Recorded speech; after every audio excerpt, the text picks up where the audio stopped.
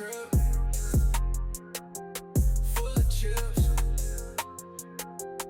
wanna flip, double it. Welcome to the Full of Chips podcast, the only chips you'll never lose, where the stakes are high, the takes are bold, and the conversations are always full of chips. With your hosts, Chris, the Dice Degen, and Craig from Old Bay Craps.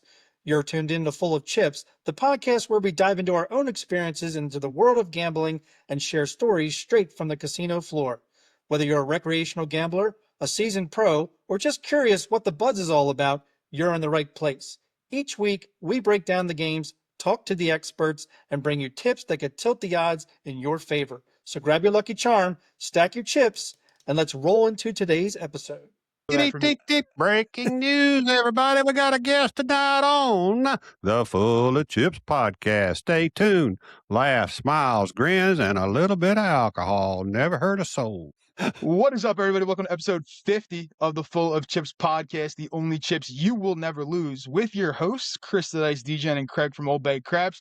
And tonight, joining us, we've got a very, very special guest. If you are even remotely tuned in to anything gambling related on YouTube, you know who this is, but he does deserve a proper introduction. So, ladies and gentlemen, today we've got a guest that needs very little introduction if you spent any time in the craps community. Joining us is Ed from Roll2Win Craps, a passionate advocate for the game, an educator, content creator, and one of the familiar voices behind the Casino Tears podcast. Whether you've watched his videos or listened to his podcast discussions, you've learned insights into strategy, bankroll management, and casino culture from Ed. You know he brings both knowledge and authenticity to every single conversation. What we appreciate most about Ed is not that he's just talking about craps. He's truly living it. He's a part of the community that is dedicated to helping players become smarter, more disciplined, and better prepared every time they walk into the casino. He's willing to tackle the debates, the topics nobody wants to talk about, share lessons from the table, and remind us that every session has something to learn. Today, we're going to dive in to everything from betting to table etiquette, casino stories, winning mindsets, and maybe even settle a few debates that gamblers love to have. If you're a seasoned shooter or someone who's just learning the game, you're in for a great conversation. Ed, thank you for taking the time to join us on the Full of Chips podcast. Welcome. We're super excited to have you, and we cannot wait to roll into this conversation. I'm very glad to be here, and I appreciate that fantastic, untruthful introduction. The sheriff's in town. You're stretching the truth just a little bit, but I Just a appreciate little it. bit. No, it's nothing but the truth. And if people don't want to know that, well, that's on them. They should know it's the truth. But Ed, how are we doing tonight? I'm doing well. I've been working all day. I'm still having issues with my mom. That's going to continue for a while, no doubt. But it's been a crazy day. But hey, I'm here late. I get it. Yeah, it's going to be a crazy day. Well, it's been a crazy day for you. It's probably going to get even crazier because we're going to be chatting. And then also we know the brown water is going to be flowing. So before we get into the brown water discussion, though, Craig, how are we doing tonight? Well, we're stressed. We are continuing to be stressed. You don't always want to be stressed all the time. So, but let's just say that I am faltering between being excited and being terrified. So I'm not going to go much into it yet. It'll all come out eventually, but yeah, that's where I am. So I may just go right into my drink because let me tell you, it's and of course it's in the Full of Chips whiskey glass. Thank you, Sweet Lou. But tonight we got the Elijah Craig again with the very paper thin Diet Coke. Paper thin Diet Coke. There you go. Thin to win. Diet Coke. Thin to win. Thin to win. There you go. I like it. Always cut those cards thin. Ed, we know you are quite the whiskey and bourbon aficionado or purveyor of fine spirits. So what is it that you are sipping on tonight? Still Austin. Still. All right. Still Austin. You're going to have to give me some background on that one because I have never heard of it, believe it or not. It's made in Texas. All the grains are grown in Texas. This is their cask strength bottle right here. Okay. Run you about $80. Now, is I'm that gonna one have that to, you were given or one that you No, I picked it up purchased just for this show. Oh, that's nice.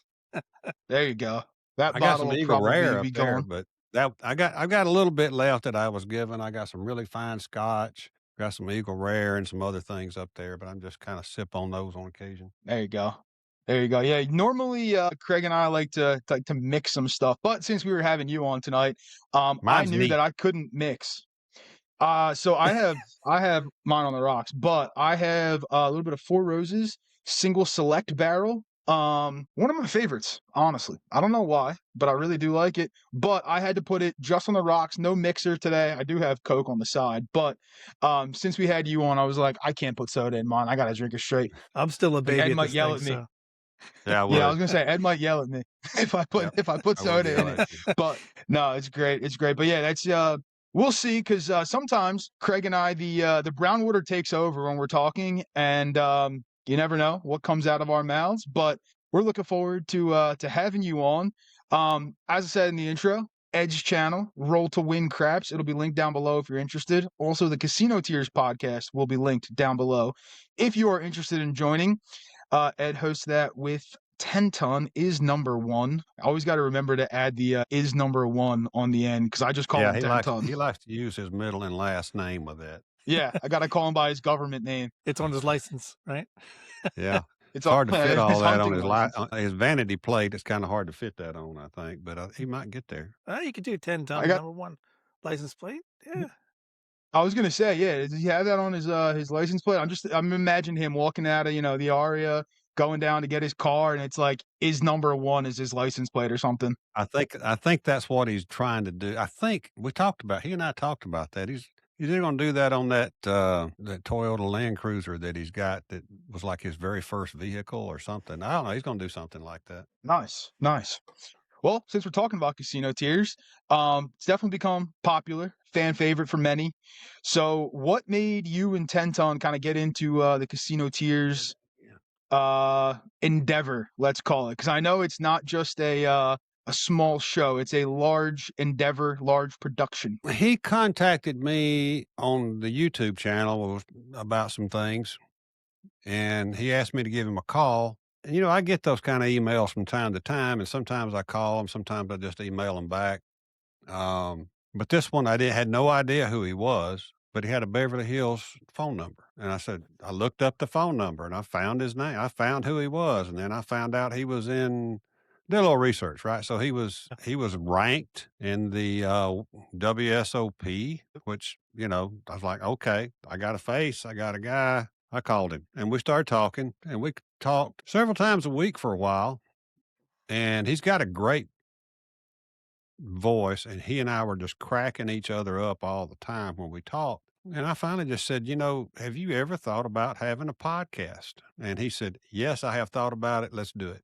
So that's how it started. I mean, it was just phone conversation, and I asked him, and he said, yeah, let's do one. And so within about 4 or 6 weeks, we put out the first episode, which Awesome. was Nice. not all that good, but it was out. So I'm very surprised. I would have expected probably 10 ton to be the one, just from all the episodes we've done, we've heard so far, that he would have been the one that approached you about the podcast. So very interesting to know that you are the one that actually brought up the subject. My remembrance is I asked him if he'd ever thought about doing one, and he said it was something he'd always wanted to do. And he and I both agreed you needed to have a partner. It's very hard to do a podcast by yourself, especially on gambling, I think. So anyway, It works. I think we're funny. I mean, the whole idea is to get some knowledge out there, but I'm trying to make people laugh. He's trying to make people laugh, and we go off on the wildest tangents. Oh, absolutely. No, I love listening to it. It's funny. I text you guys sometimes when I'll save episodes when I know I'm going down to Atlantic City, because got an hour and a half, 2-hour car ride. So I'll make sure I have them queued up, ready to go in the car. It's like that pregame speech almost that the coach gives you. I got Casino Tiers on in the car, giving me my pregame speech. But no, you two are good. Great dynamic between the two of you, and you're definitely right. It's easier with another person to kind of talk to, at least, or bounce things off of. I know I couldn't do it by myself. I feel like I would just be talking, even when I make videos, right? I feel like I'm just talking to myself anyway. So I can't imagine doing a podcast where I'm literally just talking to myself. I'd be like that dumbass from Hee Haw that was doing the WKORN news thing, and he'd have all those egg crates around him, and that'd be me if I was by myself. Owens, yeah. Yep. Yeah, that's over Chris's Yeah, but you decade. got it. I wanted to Oh, see I if you got were it. up on the Hee Haw lore. Oh, I'm up on the Hee Haw lore, the Mandrell sisters, even some laughing on rerun. Laugh-In was a fun show. It was Oh, it was. a little bit of a cutting edge show back then. Yeah. But that's what makes you and Tencent so great together, because your personalities are definitely different, you know? Nothing alike. You are the total, and we'll get to it later, you're the total disciplined player, and maybe at first, I think he's probably better now. I don't know. You could probably say He's whether he learning. is or not, but he's learning Learning. to be more disciplined. But the dynamic between the two of you, that's what I think really makes the podcast pop. And you have to have that. You have to have that, or it's gonna it's gonna flare out quick and fade. And Unless folks you like to keep hear it. me rant on his ass every so often. So, Hey, and I probably hadn't gone off on him in a while. So I probably ought to practice that up and get one done soon. I was going to say, that's next time probably you the more record popular now, that's gonna episodes. always funny to hear it. And like, I like when, especially when there's like two hosts on a podcast, I like when they disagree. Yeah. Like I don't need to everybody to be singing Kumbaya together. Like you got to disagree with certain things, and you can agree on like an overall point, but maybe how you get to that point is a disagreement or something like that. So I think it's always great when there's some sort of controversy involved or anything, because it's rare that two people agree on everything all the time. But plus it gives different perspectives, different viewpoints on different things. Plus, you're coming from different years of playing, different experience, different locations of playing, right? Like we reference Atlantic City a lot because that's where, the two of us will play. Sure. But like it's so different playing in Atlantic City than it is playing at my local, and it's literally one state away, which is also very different than playing down in, Tunica or Biloxi or Vegas or anywhere it is. So like it's very interesting to get the different perspectives because you don't see all of those perspectives at one casino. Right. Yeah, there's quite a contrast between Vegas and anywhere else. I prefer Biloxi over Vegas, but it's close. Yeah. So And close I know you enough. weren't 5-hour drive. and I know you're not the biggest fan of Atlantic City. I've only been there once, right? And it was Yep. very short time. I wasn't able to play a lot of different places or anything. So I'll go back to Atlantic City one of these days, way before I'll take another cruise. So maybe it wasn't There you wasn't a great test sample. You need another trip. Mm-hmm. But when it Yeah, comes it to was, I get the offers from Caesars. I look at them, but my schedule's really tight this year on everything I'm doing, and oh, I bet. it's tight. So it's hard for me to. I'm gonna pick a flight one of these days to get back up there just to go do it again. yeah, you got to check out some maybe some different casinos too, because I know, See, when you were there. liked the Caesars tables better than any of them I played on that one time I was there. Yeah, Caesars has good tables. See, when we've full disclosure for everybody at home, that's where I met Ed for the first time. Like I obviously talked to Ed, knew who Ed was, but never met Ed in person until we were in Atlantic City, and we met at Harris, which I've said it I don't know how many times on this podcast and how many times on my channel and to everybody. Like I hate those tables so much. That I rarely shoot on those tables because I don't like them at all. But we did go over to the Nugget, and I do like the tables at the Nugget over there. But Caesars has good tables, and then if you like hard surfaces, the Trop has just a crack on it. It's probably the hardest table I've ever played. Which I did like that. But yeah, it's interesting to, see how different people play. And then, down south, you got you can buy your 5s and 9s, which I do want to talk about a little bit later. But Okay. do you have any trips planned for the rest of this year, or are they all centered mainly around the experience? The only two trips that I've got on the calendar are around the experience. Most of my other trips will be almost at a whim. Hey, you want to go? I'll ask my wife, hey, you want to go down to Biloxi in 3 weeks or 2 weeks or whatever, and I'll just call a host and make a reservation through the host. But I don't really plan them out to go down there like I used to. It's just kind of more of once a month or once every 6 weeks.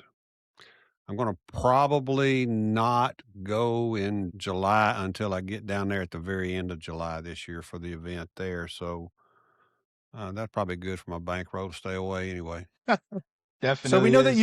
we know that you play mostly in Biloxi and Tunica and occasionally in Vegas, but what makes the first two your go-to crap scene? Is it just location, or is it just in comparison to Vegas and what you don't like maybe about Vegas? Well, first, let me say this. Tunica is my old original home craps playing stomping grounds from down here. I played there for years and years and years.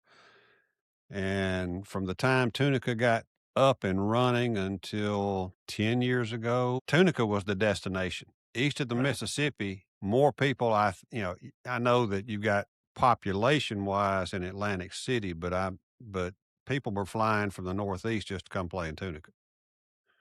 There was, they had an airport right outside the casinos, almost across the road, and private jets flying in all the time down there. It was a really, really go-to destination gambling place, and it died over time. What do you It just think? died.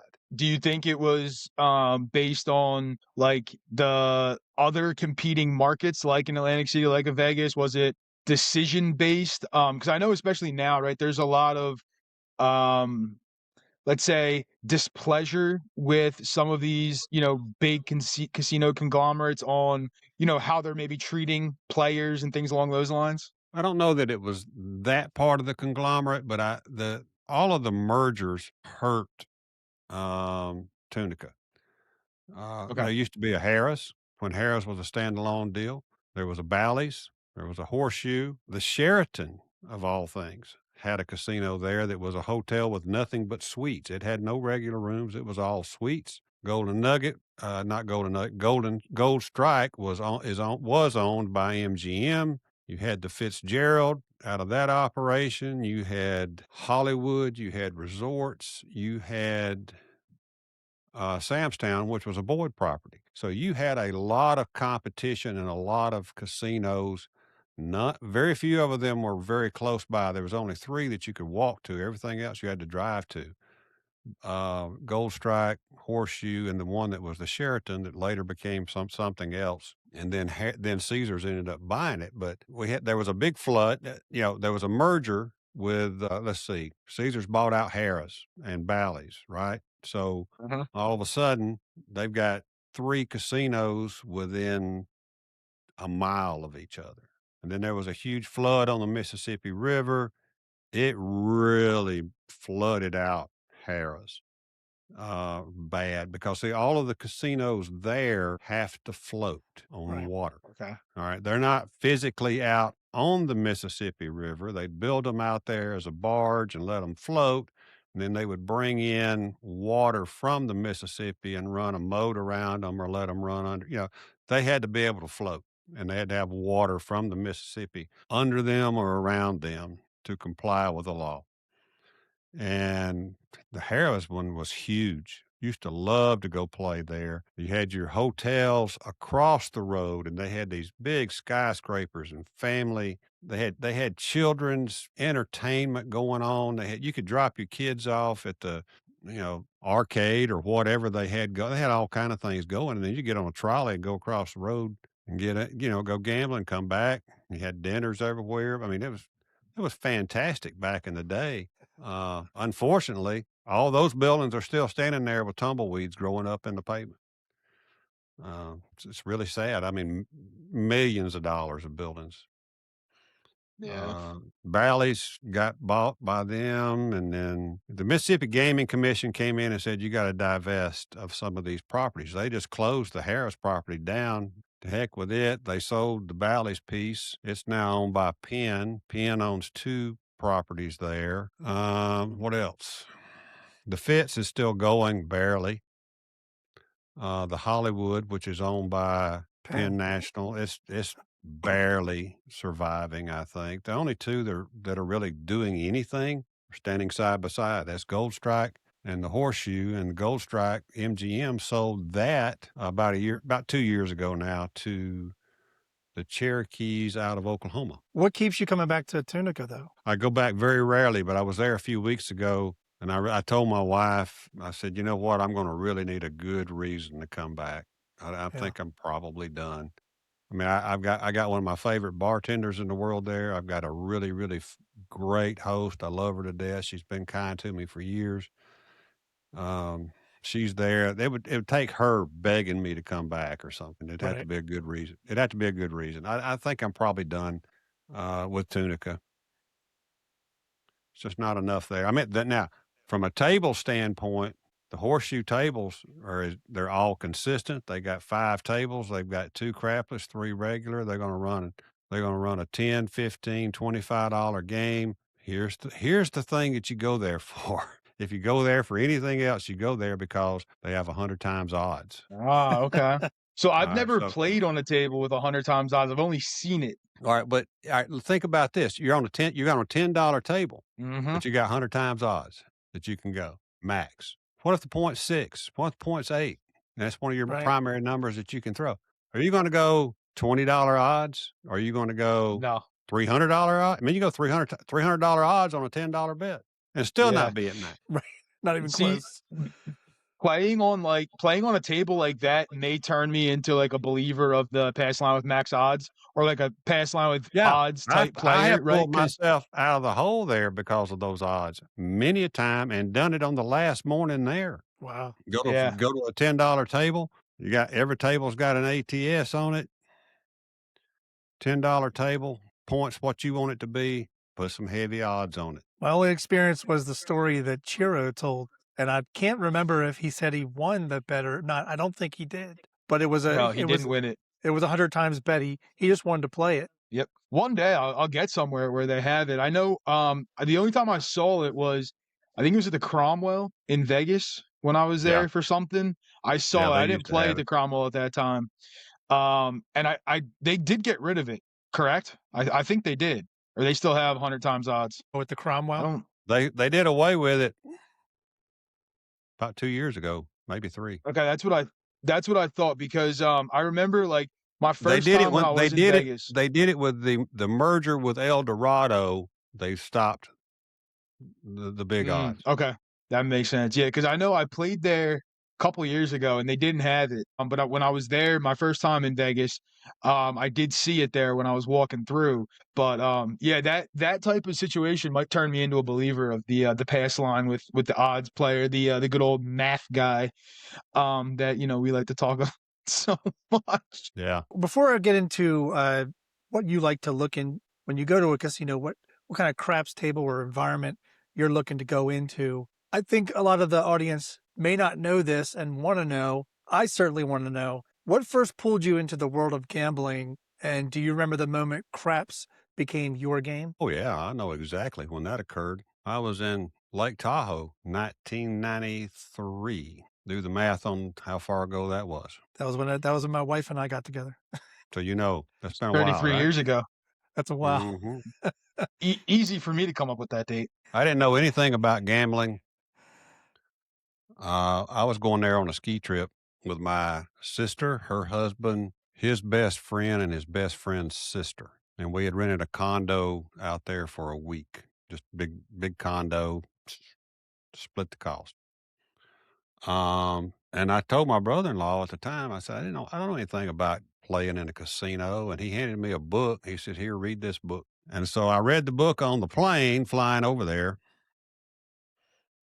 And I decided there was only a few games things I was interested in. One was certain slot machines based on that book and craps. I knew how to play 21. I knew how to play blackjack theoretically. I knew how to, when they start dealing the cards, I can never count. I'm like a 3-year-old. I can't even count when they start putting cards. A lot out of practice. A lot of practice. So anyway, we were playing craps first time ever. And in my mind's eye, it was a Caesars. Now, I'm not saying it was a Caesars Palace, but I believe it was a Caesars casino kind of Right. down from where Harvey's and all that is today down to down a mile, whatever. I really, really want to say it was a Caesars. And I'd hit some slot machines pretty good there. And that was back when they dropped coins. We went and ate a steak dinner, and we got on a craps table on the stick right side. I was at stick right 3. It was like a 14-foot table. And my sister and brother-in-law were down here on the end. And I don't remember where the other couple was, but we're starting to play craps. And it's like, back then, the dealer would take his stick and tap right in front of you. You want a horn bet? And I was like, what the fuck is a horn bet? He says, it's just right here. I said, how much? He said, $20. I said, okay. They'd throw a 12. But the dice, I remember the dice were way down on the left-hand side, not far from the dealer. And every person that got the dice rolled for 20 minutes or more each. It was just boom. It was just long roll after long roll after long roll. I don't know nothing about this, but I know what I read in that book, and I'm come betting and I'm max odding and I'm doing all these things. I'm making some pretty good dadgum money. Well, there was an Asian man to my left and a lady with him. And during the process of this game going on, they kept calling his name out over the loudspeaker that his dinner reservation was ready. And he would point to the floor boss and say, tell him to move me back. And they'd do it again. He'd say, tell him to move me back. He wouldn't leave the table. It's going all the way around. Everybody shot. I shot. Everybody shot. Like I say, it's just like long rolls after long rolls after long rolls. Not hour-long rolls, but, good 20 to 30-minute rolls. He's got the dice. And he throws the dice. The stick man rakes them up and brings them over there to him. And he's not standing there. He's laying flat of his back on the casino floor. And they pause the game. They don't stop the game. They just pause the game. They kind of put something over his rack real quick. They made a phone call, got the EMS coming in. They're putting him on a gurney. They got oxygen on him and all this kind of stuff. And the lady that was with him, she didn't go with him. And the stick said, who's going to finish his roll? She said, I am. So she didn't even go with him. And I thought, if somebody's willing to die at a table playing this game, I might need to get interested in it. So the next day, Craig, I played my longest session ever in my life. Me and the guy's sister that I was mentioning earlier, me and her went down, back down there to the casino, and we played for 22 hours. Jeez, a long time. We played craps for 22 hours. We went back to the condo, slept for 6 hours, and came back and played for another 8. Wow. You didn't go skiing that weekend? No. Very little. Very little skiing. My ski lift tickets did not get used but one day. Well, it sounds like you would have, made enough money to cover those ski lift tickets plus some. So, Well, that overall, was funny pretty good because choice. I remember when I got home, I took this big old huge wad of cash that I had, and I started, okay, here's what I paid for my plane tickets. Blop, blop, blop, blop. Cut that out. Right. Here's what I paid for my rental car. Here's what I paid for my food. Here was my condo. Here was my tire change that I had to get. Here's whatever I spent, and then I had a big old roll left, and I just took that roll and I stuck it up in the top of a drawer, and I took the rest of that back and put it in the bank to cover my expenses. I played craps on that bank roll for years, until many years, because I only got rid of it. I think by the time my kids got it, some of the boys started getting in college and stuff. I just kind of stopped after that. While they were in college, I didn't play. And I think I just paid for shit out of that bankroll and it was gone. But I played for years off that one bankroll, one stupid bankroll. Wow. I was in, they had an Indian casino open up in a place called Philadelphia, Mississippi. And I was there on opening night. Not a good night to go to a casino, really, really crowded, but the dealers didn't even know how to pay you. They were brand new. They were all green, but I was there and I stayed for many hours right there on that opening night at the Choctaw Nation's casino there in Philadelphia, Mississippi. Was there brotherly love in that city, or is that only for Pennsylvania? I remember being positive. I don't know how much, because it was all the same bankroll. I just get it, go home with it, put it in the drawer. Somewhere back around in that time was when you'd go up to Tunica just to see what was going on and there were stakes everywhere. You know, he had all the survey stakes and all that stuff out, and you know, it's all in cotton fields. It was all built right on cotton fields out there. Did you ever live in But that area, or did you always you've always lived no, in no, no, no, no, Alabama? no. I've always lived here. So when did you start heavily going to Biloxi? As soon as they opened up after COVID. Oh, wow, 6 that's years. pretty recent. I was always happy going playing. I mean, I had a couple of buddies that I'd go play with in Tunica, and our challenge was to see who could hit the ATS first, and then who could hit it the most. I mean, it was just crazy good play. You're not going to ever find faster games than in Tunica. The stick people keep that game flying, and even for me, it's almost too fast sometimes, unless I'm shooting. Because if you're shooting, you can control the pace. But if you're trying to get your bets made and all this kind of stuff, or you're trying to change a bet, you may not get it done because he's got the dice. Shooter's got them. You better be really fast. And so you've actually missed some progressions because of that? Yes. Yeah. I've missed some progressions in the past. You got to be on your toes. And some of those players up there, they want them back immediately.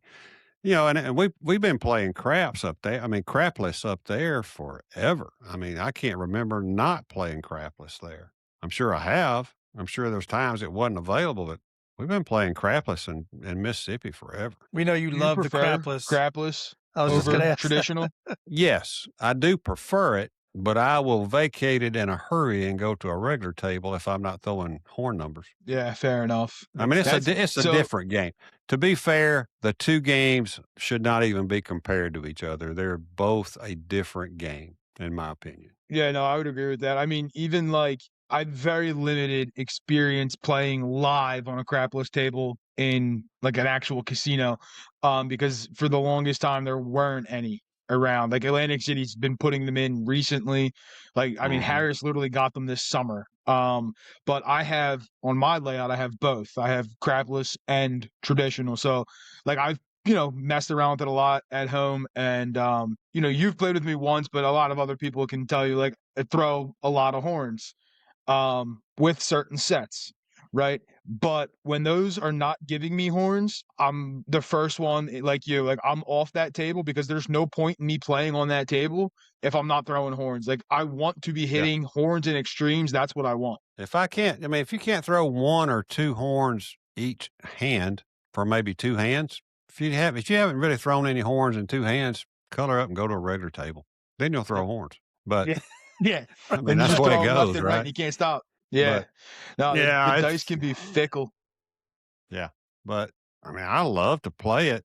I love to get on it when it's empty. It doesn't stay empty. I mean, it's popular in Mississippi. It is really popular up in Tunica. Those guys come in out of Memphis. They are ready to play crap. And I have seen that crapless table when I was on it. It wasn't so much my fault, but I've seen it get felted, resupplied and felted again. Nice. You get on them when there's good runs going on those numbers. And if you got big bettors, and there were a lot of big bettors on that table, they were betting $500 extremes each, that kind of thing. Then you can get on up there and take some money. I mean, we were making change. All of us were making change to the dealers, pay bets. That's a good problem to have.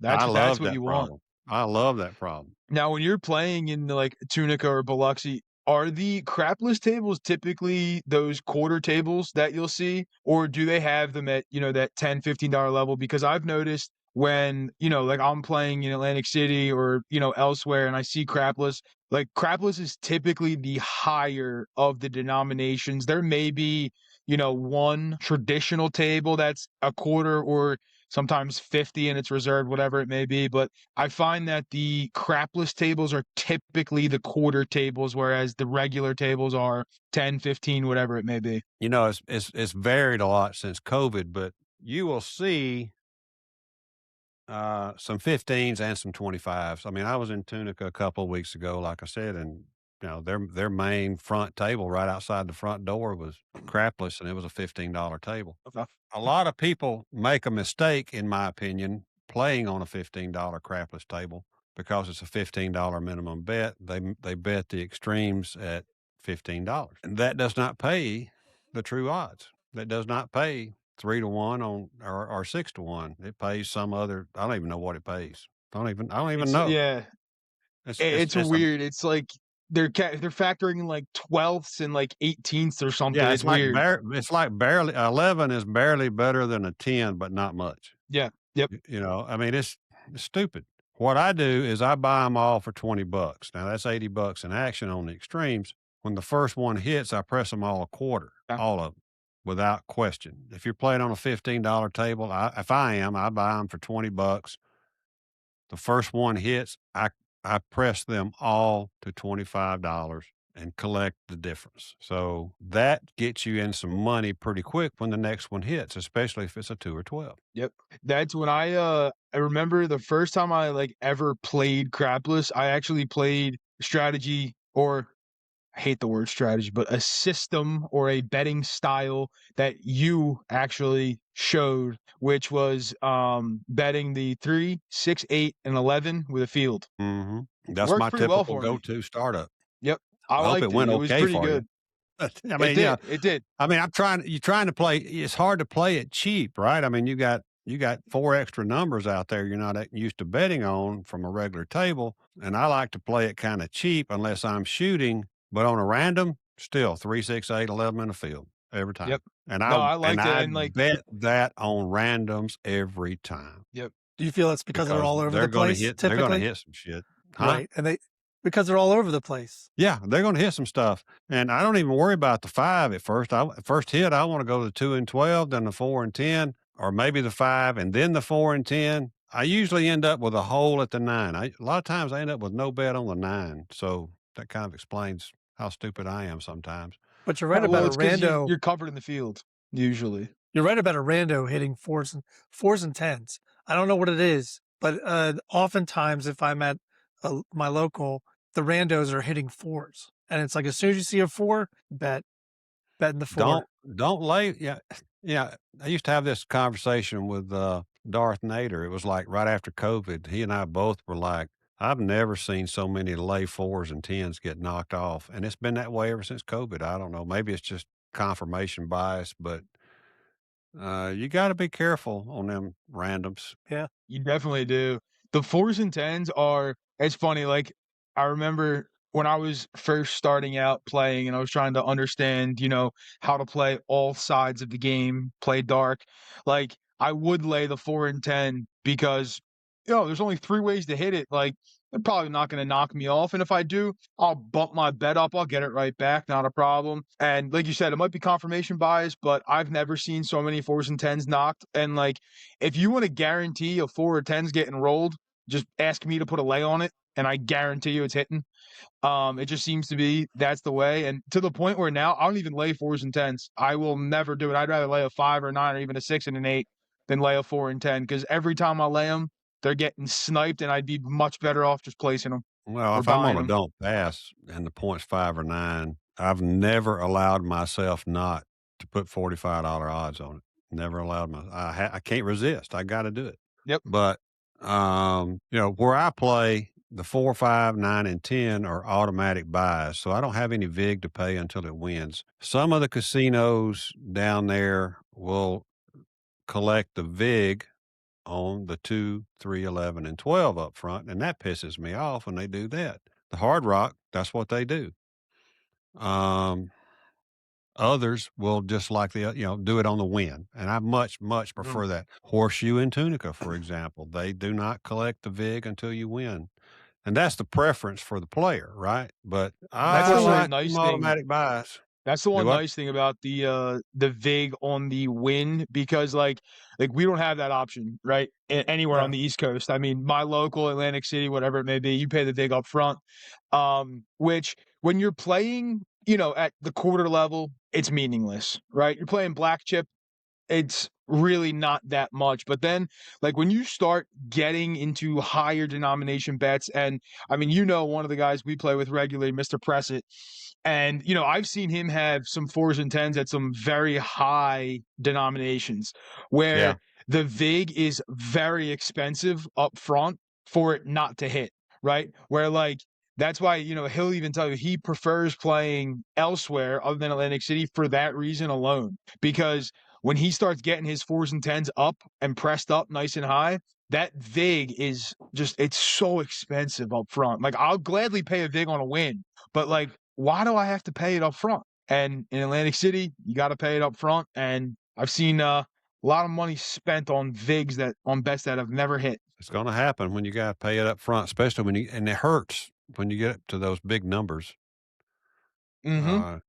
You get up over 1,000, then it starts getting kind of painful. Oh yeah, really painful. I remember when I was standing next to him the one time, and Lou was nailing 4s and 10s, and then the next roll I started nailing 4s and 10s, and he had orange chips out there on the 4s and 10s.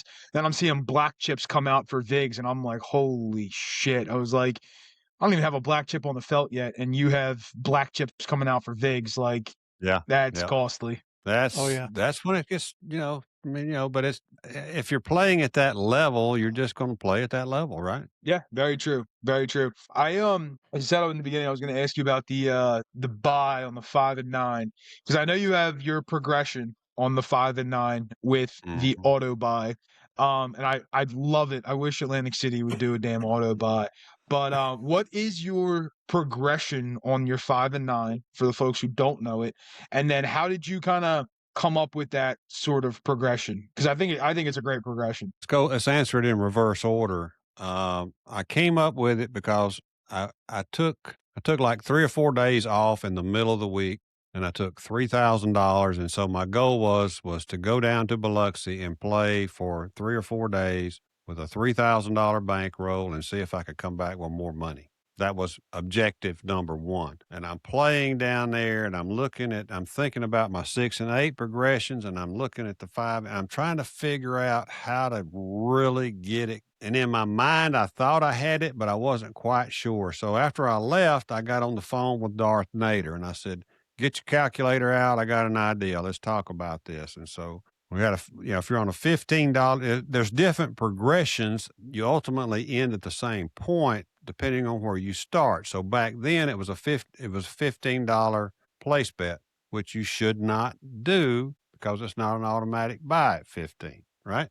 15 pays you 21 down there just like it does every place else. But you can not collect and go straight to 36. Then you're in the buy situation.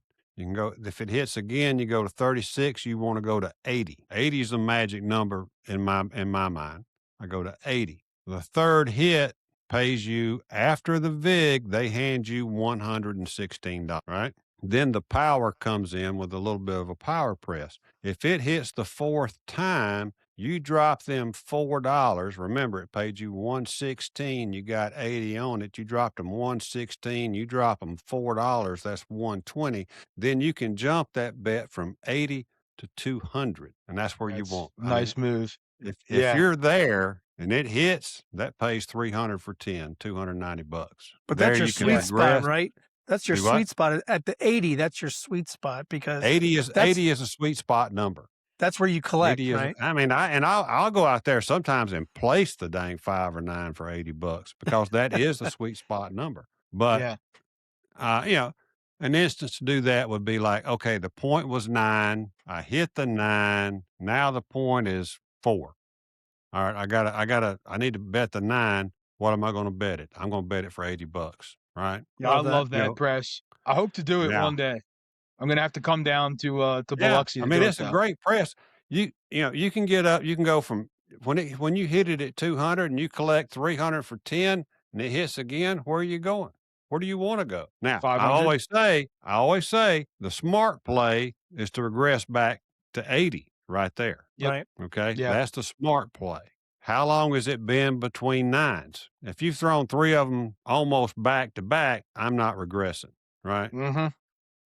If I'm sitting at 200 and it's 5 rolls have gone through and then finally you hit it, I'm regressing. Always read So the it depends table. on how Yeah. often they're hitting, right? And that's a judgment call. But let's just say they're hitting fairly frequently. You got 200, you collect 300 for 10, hits again.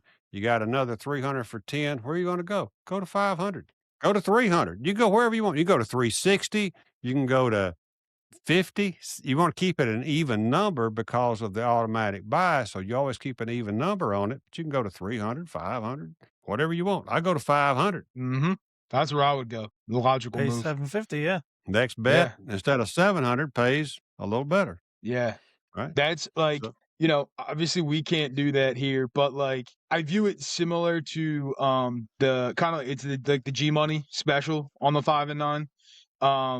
40 pays 56, drop them 4, go to 100, and then I usually drop it back down. But I have been at 80 with it, where it hits at 100, I regress down to 80 and be there. But one day I'm gonna have to come to Biloxi or Tunica and do the buys on the 5 and 9, because that is one thing on like a craps table that I haven't experienced. I've experienced a lot of things, but the buy on the 5 and 9 is one of them that I haven't, that I funny do thing want to is, try. dude, I tell everybody all the time, start it at 20. Don't Mhm. start it at 15. Start it at 20. That gives you the automatic buy right there. You can go anywhere from 20. You can go to 36 and put some money in the rack. It pays $29. You can Right, pay for collect it. it, and that pay, Get it. huh?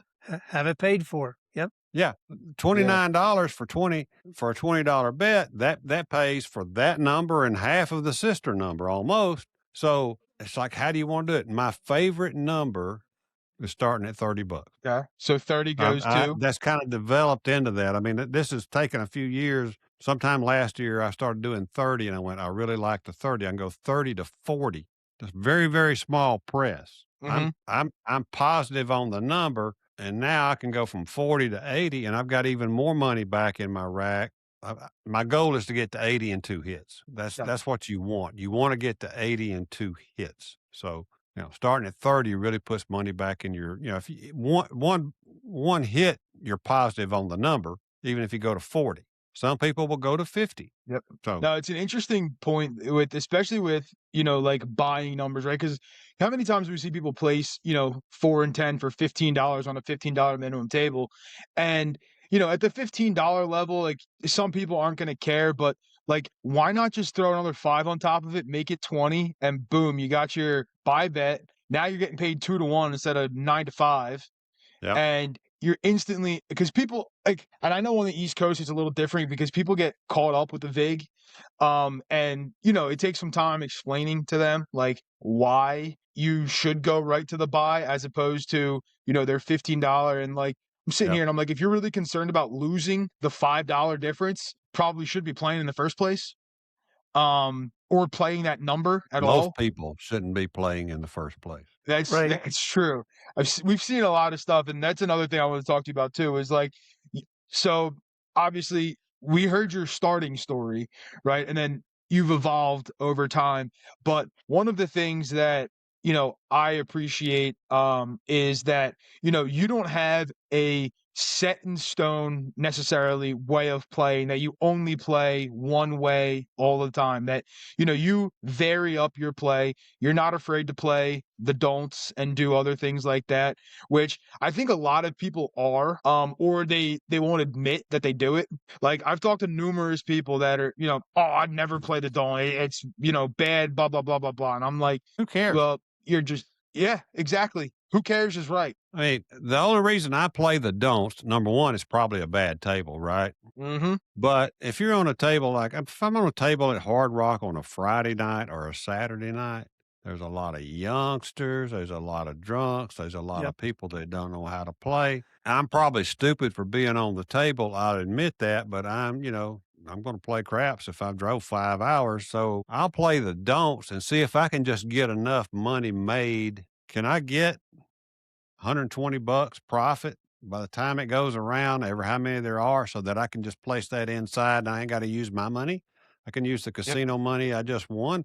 That's what I'd use the don'ts for, is to try to get money for when I'm going to shoot. And then I'm notorious for, after I shoot, I'm immediately looking at other tables to see where the dice are and is there an open spot not far from the dice. And I'll just say, I'm coloring up, or I'm going to go over there. I just grab them and I go. I mean, I table hop all the time. when You're right I'm about all by- you're right about the people that come on the Friday and Saturday nights. We were just talking about in the last episode the pigeon feeders, the people who come to the table with $67 in chips in their hands and they just chucking stuff, you're like instant DP, instant DC bets with odds, and you'd be And then surprised. there's the one. There's the one that shows up right when you've got Yep. all of your don't bets laid out there. And Yep. you know, after 6 rolls, I need to bring all those bets down that I can. Right, they're sniping Yep. you right and left. And you don't. And you don't do Yeah. it. But you know you should, but you don't do it. Yep.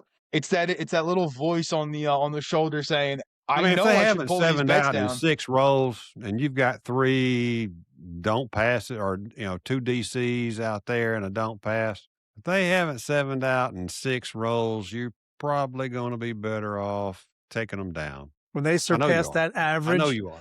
yeah, when they Huh? surpass Yeah. that average of rolls, Yeah, and maybe you You need to just- start placing a bet. It's funny. I actually did that recently in a session where I was doing the same thing, right? It was a busy table, just a lot of shitty players, a lot of crappy rolls going on where I was, don't pass 1 or 2 DCs depending. And I put odds on them because a lot of quick 7s. So I throw some odds out there. And then after a couple rolls, I was like, all right, you know what? I'm gonna pull my odds down. I'm gonna leave the bets, but I'll pull the odds down off Yeah. those bets. And then at a certain point, I'm sitting there and I'm like, why the hell am I still sitting here with a DP and 2 DCs, or maybe 1 because 1 got knocked? Why haven't I placed a bet yet? And it was funny because it was a session where the table was horrible. Finally, someone came up with a good roll. And I started out the roll with DP, 2 DCs, got both DCs knocked, and I had the DP there. And like 10 rolls went by, and I'm sitting here and I'm like, what am I doing? I go inside and I'm like, let's see what happens. And just keeps throwing inside numbers. Never, the point was a 10, never hit the point of 10, right? And guy at the end of the table was giving me shit because I have a DP out there and I've been playing dark. And I was sitting here and he's chirping at me, and you know me, I'm just going to keep chirping back because that's what's going to happen.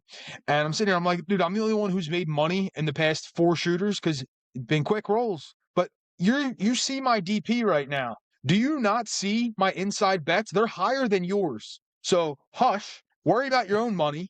And my DP is there. I could pull it, but I don't want to. I got a DP against a 10. If he knocks it, he knocks it. Great. Just kept hammering the insides. Next thing you know, I have black chip on the 5, and the same guy who was chirping at me still at a quarter. And I'm like, dude, Yeah. what are you doing? Those guys that talk a lot at the table don't know how to bet. Yeah, You it's know, true. they don't know how to bet. They don't even know It's how like to that ego play. thing. They're overcompensating for their inability to play. I That mean, they I have to love it. talk. I love it when those guys are next to you and they go, "Oh my God, there's another guy going to set the dice. Why don't you just pick them up and throw them?" You ever had They that don't realize happen? it's Ed. Oh yeah, all the time. And then the ones who are giving you, their Harvard dissertation on why dice setting doesn't work and why it's random and everything while you're throwing. Yeah. And I'm like, dude, if you're getting paid, what do you care what I'm doing, for one? But 2, like, isn't the goal for all of us to make money? Doesn't matter how we do it. But hey, my toss is dialed in right now, and I'm hammering Most 6s and people 8s. at the table, their goal is not to make money. It's true. They're there to Yeah. kind of have fun or you're right. be They're entertained. there at to lose least. money and get drunk while they do it. Yeah.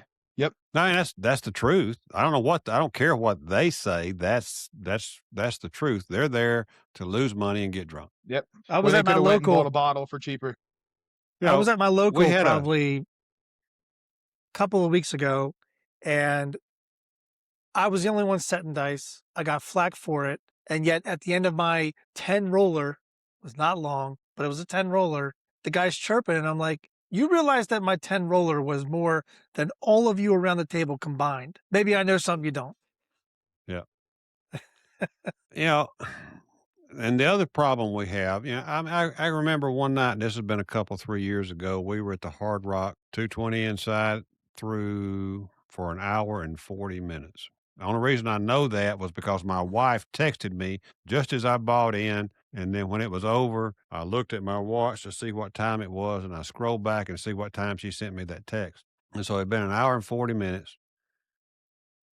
And I was the next shooter, and I just said color coming in. And everybody that was in our group, some shooters, students, and all this kind of stuff, but there were 2 lucky individuals who found manna from heaven by just happening to be on that table when we walked up. We went to the cage. We went to the bar. We came back by the table. Those 2 dummies are still there and their rack is empty. Yep. And so that's what happens. Mm-hmm. That's what happens. They don't 100%. leave until they're broke. Yeah, No. often. Or what I find even worse too is they just keep buying in after that. They just keep coming with more money and more Yeah, money. and And I'm they're sitting like, here and "Well, I'm he like, just throwed for an hour. I can do it too." No, you can't. It doesn't happen very often, but I can tell by looking at you, you're not going to throw for an hour. I saw a guy throw cash down for an hour, continual buy-in after buy-in after buy-in. yeah, every shooter gets a new buy-in basically. Just coming in. And again, those are, the pigeon feeders. They're those ones who hold that Yeah. $100 in their hands. They got their Yep. wad of red chips, and what are they usually doing? They're betting like idiots. That's the problem. That's It's why they're not chaotic. making enough money. Oh Exactly. yeah. I know that Hard Rock is Hard Rock your favorite, right, in Biloxi? That's More your or less. go-to? One More or of my less? 2. Yeah, one of my 2 tops. So Yeah. obviously you know what you like now. You know what you like to play now, but let's say let's go 10 years into it, 2003. When you walk into a casino, what kind of craps table or environment are you looking for? Is it pace, layout? Were you throwing dice seriously by then? I was throwing dice seriously by then. And what kind of table am I looking for? An empty one. Okay. Which I feel like is a uncommon compared to many people. Because and me personally, I don't need a full table, but I don't want to be the only one at the table. Dude, I would rather be at an empty table than a table with 3 people. I There don't you go. mind being at a table with 3 people, but when I'm at the table sitting by myself, it's just like I'm right here at my house. Except True. I don't have to do the betting and I don't have to rake the dice. All I got to do is shoot. That's heaven for me. Let me have an empty table and nobody else buy in. What happens when your toss isn't on that day I leave. in that situation? You stop. It's You stop. discipline. Yeah. Everybody, stop that's and the you color up. definition of discipline. You take a loss. You take a loss. Take a loss, but instead of making a bigger loss, or you make a slight comeback. Okay, that's good enough. I'm out of here.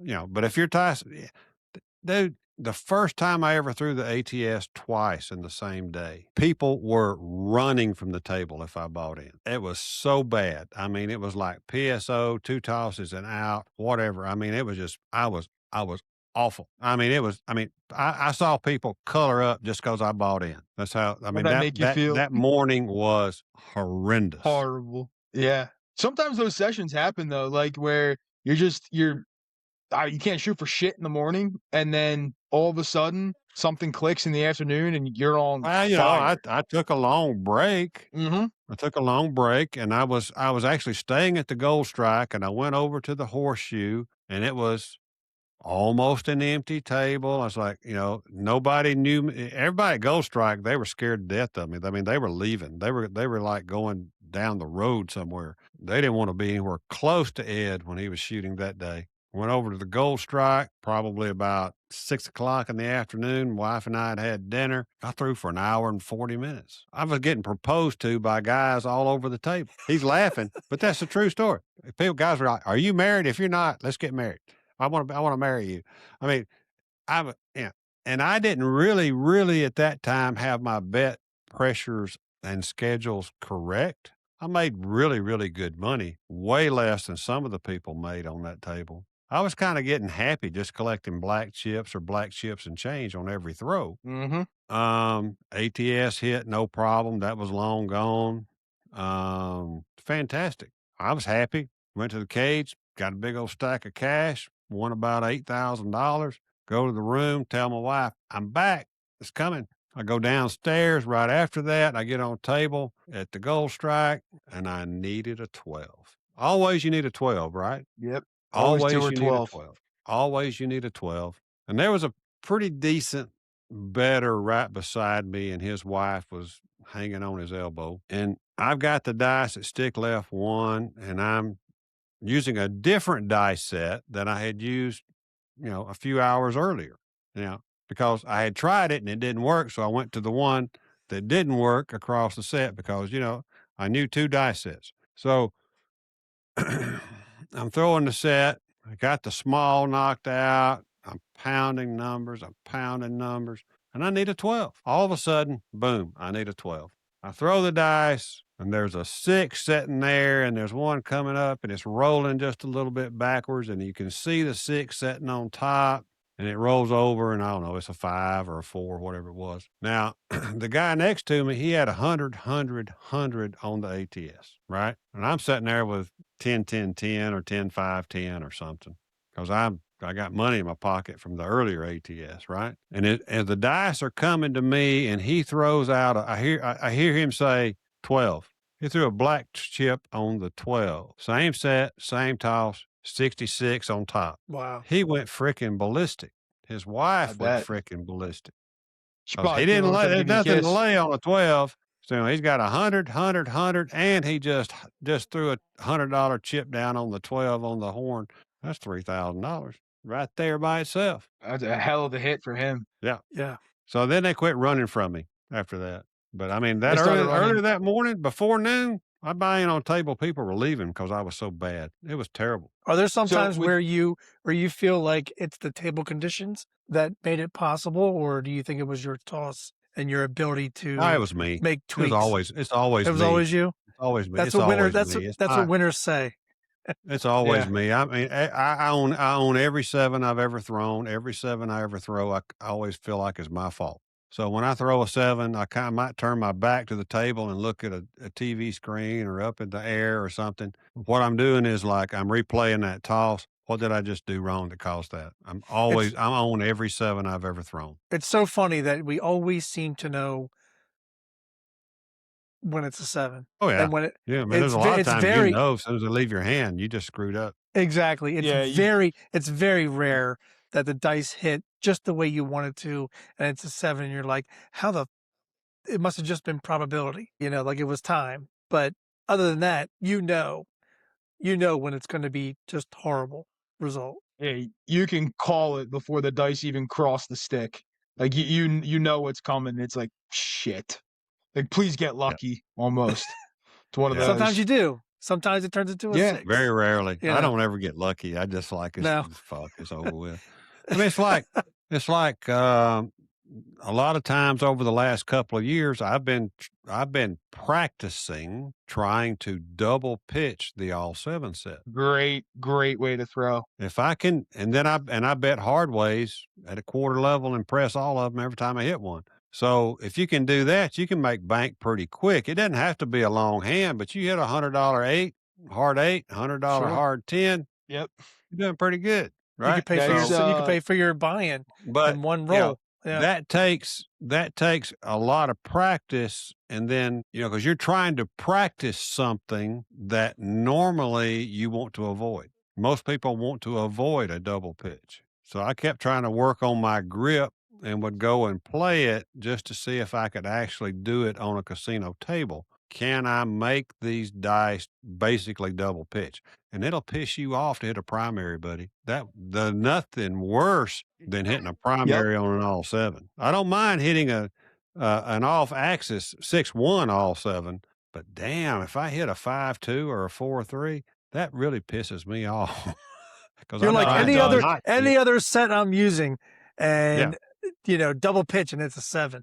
But when I'm trying to not hit a 7 by using an all 7 set, damn, if I see a 5-2 or 6-1, you're like, what was I rolling that dice set for? But you get on that run, you get in a groove with that, you can kill it. I mean, you can kill it quick. I had a box man tell me at Hard Rock not too long ago. He's like, Ed, you keep hitting them hard ways, and there's going to be a lot of people sitting behind me watching. Well, and I'm like, get on the phone and tell them to come on because I'm not ready to stop.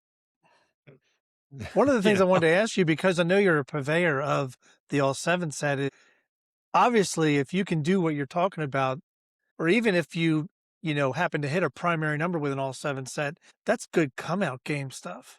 And if you happen to do that, I'm wondering, do you ever play hard ways on the come out? No. Well, I do. Yes, I do. If I'm in the middle of a roll and I have thrown some hard ways doing where I'm trying to do that, and I got to come out, I will hop the hard ways. Yes, definitely. Always. I mean, that's if you can be on that double pitch all 7 set. I mean, Craig, the roll that you were on for me, where I had a good roll recently, where I made all my money back plus some, I had 2 rolls before that where I double pitched sevens both times, and I was like, "Well, shit, I can't stay off the double pitch. So what am I gonna do? Give me an all 7 set and bring on the double pitch," and I couldn't stay off the hard ways. It was glorious. I mean, I made, Well, you know, how that many on you hit 9 sixes on that roll. How many were hard sixes? 4 or 5? 5. 5. 5. 5 hard sixes. 5 hard sixes, like 3 hard eights, 3 hard fours, and 2 hard tens. If you ever see me throwing quarters out on the hard ways, you know I'm trying to double pitch. Yep. And like you said, though, there's nothing worse than when you just straight primary result on that, and you're like, "Son of a bitch!" Like, this is what I And you didn't do want. it from straight Normally, out. you I do. mean, I've done it from straight out, and I'm going, there's no way with that grip and that toss, I'm supposed to hit a primary from the end of the table. But you Yep. do it. It happens. Oh yeah. Well, quick question, because when you're doing it from straight out, and if you're on a table that has the 5 rows of diamonds versus the 7 rows of diamonds, will that influence whether you even use that set or not? Well, I don't like 5-row diamonds to begin with, and I try to avoid those tables. And your MGM properties are going to have those. So you avoid them altogether. At least everywhere I've gone with an MGM property, they got a 5-row diamond. But from straight out, I think you're more likely, maybe again, it's confirmation bias, maybe it's Ed's crazy thinking, but I believe you're more likely to double pitch than single pitch, right? Okay. Longer distance, more reaction off the dice. You've got more force in the throw. You've got equal for every action, there's an equal and opposite reaction. So you're going to have more violence at the end of the table when you're throwing 12 feet or 14 feet. I mean, if I'm on a crapless table throwing from straight out, I got 6 and a 1 and a 1 and a 6 on top and bottom. I can promise you, because I'm trying to double pitch for 2s and 12s. I like to throw a 1-2 1-2 from straight out. You know, I've got a lot of different variations of different horn sets I like to throw, but it depends on where I'm at on the table and what I think I'm going to try to do from the location I'm shooting from. Because there's only one stick left, and some guy sitting there on the stool may get it, right? So you got to find another place to shoot from. No, you're 100% right. So I make a game plan on how I'm going to shoot the dice from whatever position I am, and can I get the results I'm looking for on a semi-regular basis from where I'm shooting? Can I get close to what I'm doing? Can I get that double pitch aces? Can I get that double pitch 12 from straight out?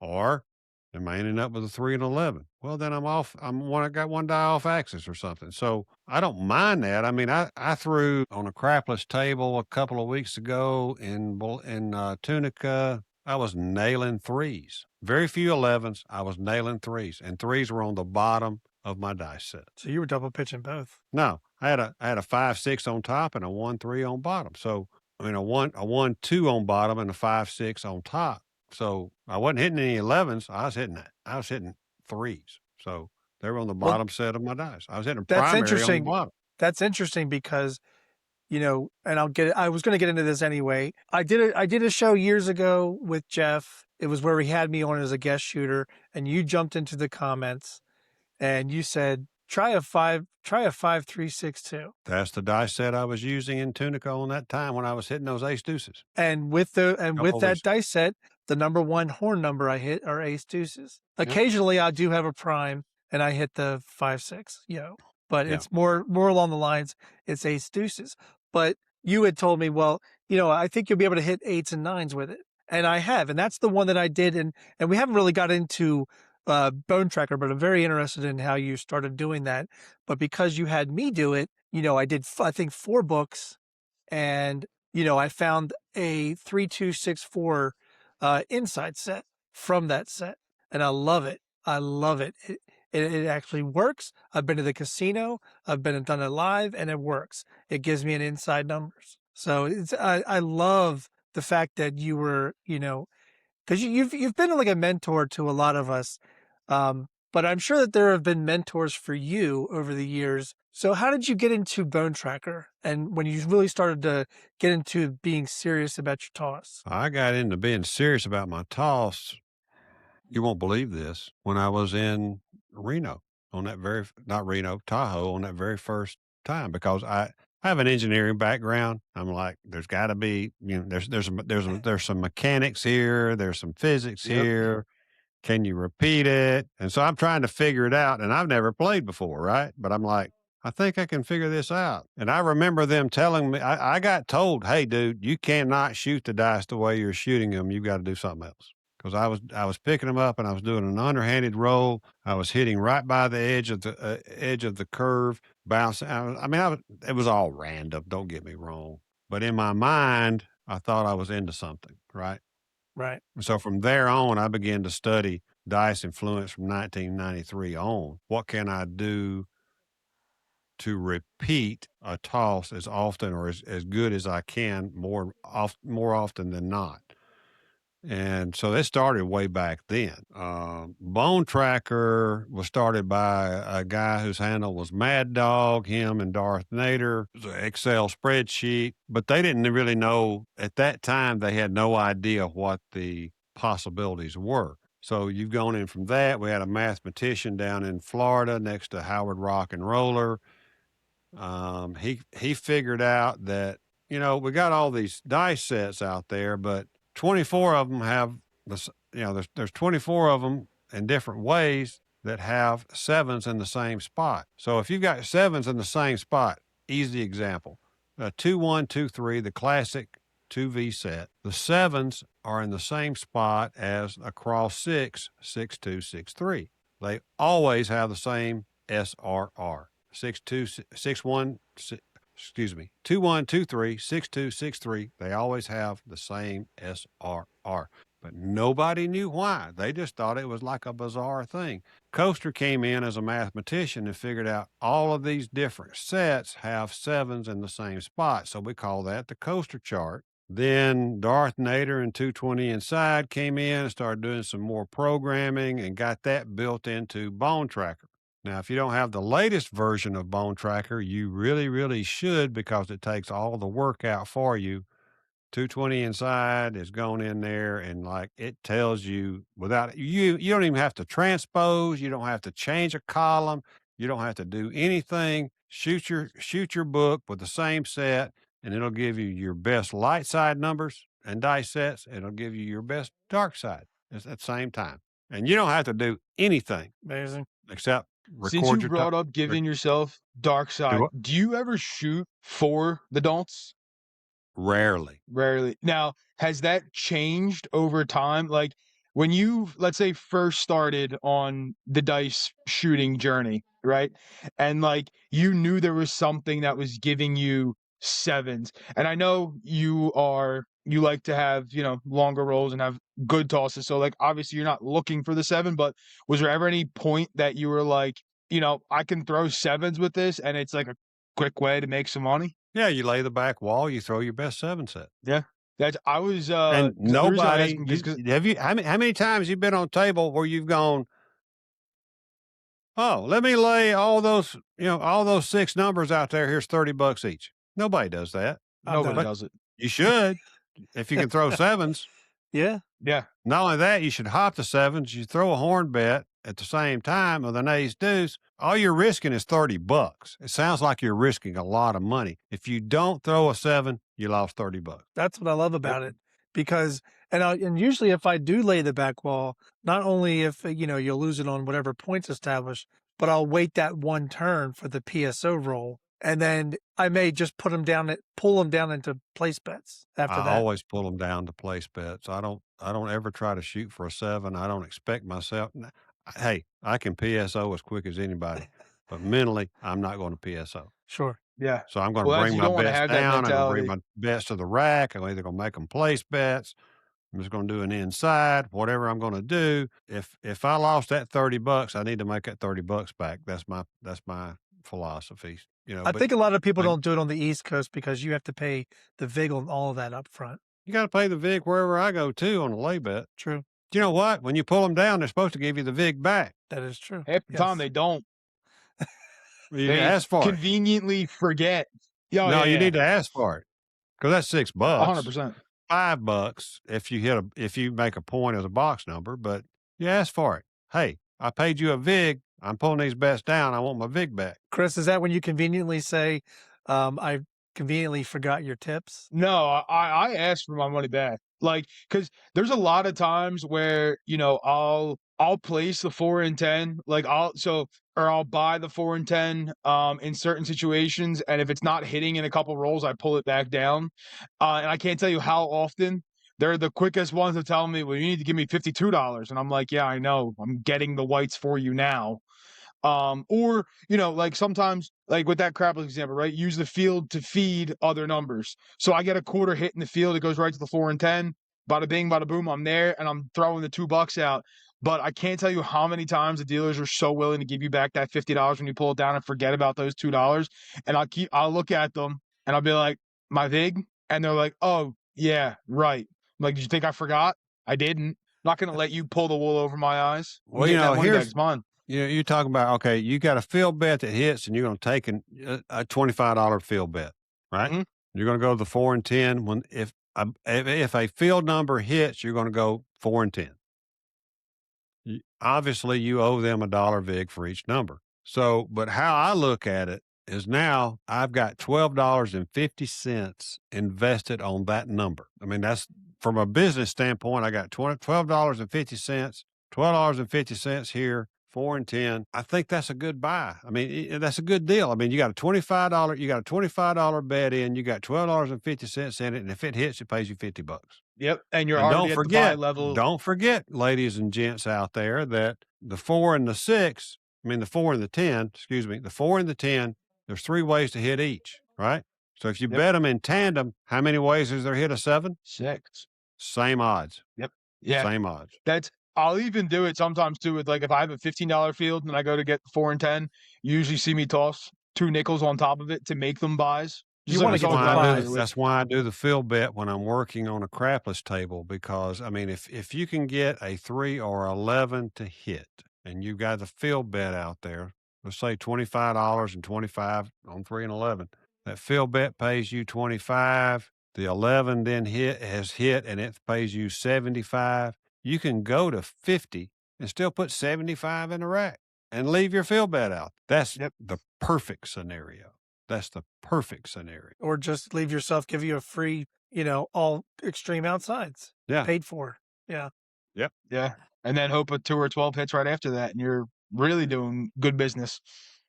I was on a table with a guy. His handle was the cleaner, one of the finest gentlemen I've ever known. He's been gone for a couple, 3 years, probably 3 or 4 years now. We were on the crapless table at Biloxi. I was at stick left 1. He was at stick left 2. He didn't know anything about crapless. He was scared of it. And the point, he threw his first throw, the point was aces. And I hate that. I hate that worse than anything. Because that's to me, that's a wasted horn. That's a wasted throw because it's hard to hit them again, right? Right. Yeah. And so I put 25. I'm going to put odds every single time just in case, right? I'm going to do it. He didn't put odds behind it. He had a $25 minimum table, and he did not put any odds behind the 2. Next throw, and a 1 is showing on the table, and the other one went up into the wood, up into the rack on the end, and there was a 1. I went, dude, you just threw aces. It just didn't count. You need to bet aces right now. He threw $25 bet down there on the aces, and I'm a son of a gun if he didn't throw aces again right there. That's a nice hit. Yeah, it is. He couldn't believe it. He was a great character. He was a fine gentleman, self-made businessman, perfect guy. He always had a saying, today is the day. Today is the day I'm going to do something good. Today is positivity. The day. Always, always he said that all the time. Today is the day. So, I miss that guy. I played with him a lot, but that was a funny thing. Well, he couldn't believe it when he threw basically, quote unquote, untechnically 3 aces in a row. Yeah. And I made him hop it, or not hop it, but put a quarter on aces, and he hit it. Because he didn't have odds. I had odds. I didn't need to hop it, right? I wished I had. It would have paid me a lot more money than my 6 to 1 back there. Yeah, it would have. It's always or 12 funny that to 1. Yeah, 6 to 1.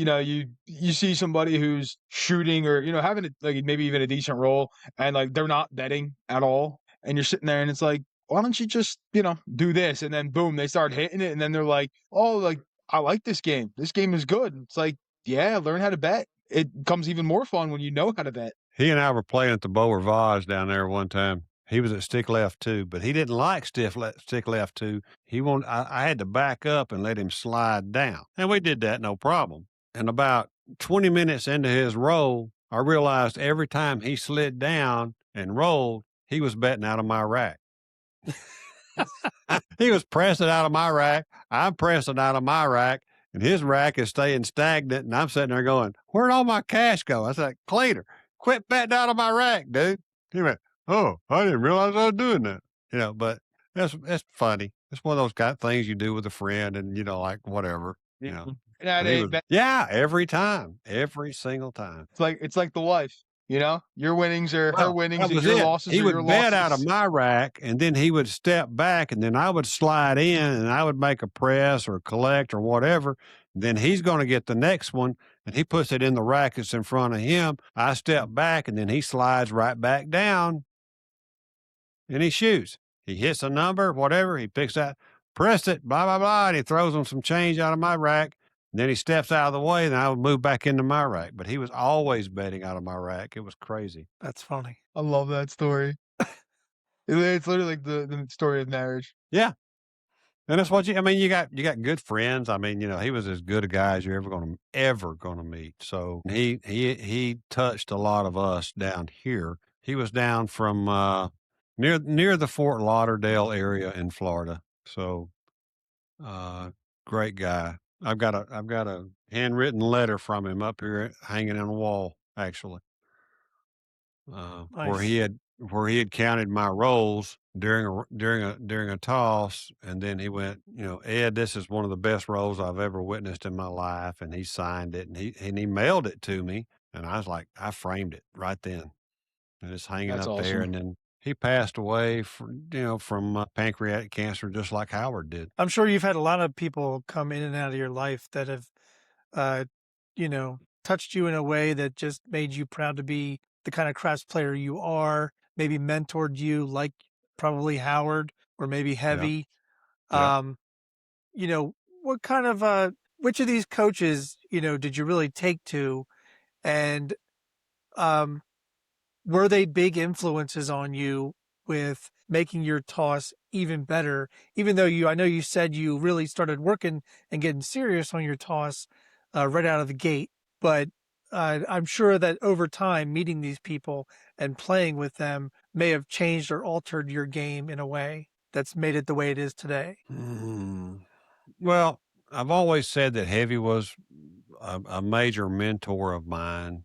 I liked playing with him. I liked playing with a group of guys, and we would play as teams and this different kind of thing, concepts that I really won't get into probably today. But we all went to groups. I didn't mind paying to go to a class just to be with him and the group, right? So probably though the one person that probably made a more significant difference was Darth Nader. Darth Nader helped me with my grip and my toss, specifically the grip. And I love to play with him on a table because he liked to shoot from straight out, and he would be to my left and he would go, "Your thumb's out of position." Right in the middle of a hand. He would tell you, "Your thumb's out of position. You're too low, you're too high," different things. So those are the type people that you like to play with, and he could help you make corrections basically right there in the middle of your throat. Right. So, Darth Nader made a lot of impact. And then, guys, I practiced the fool out of,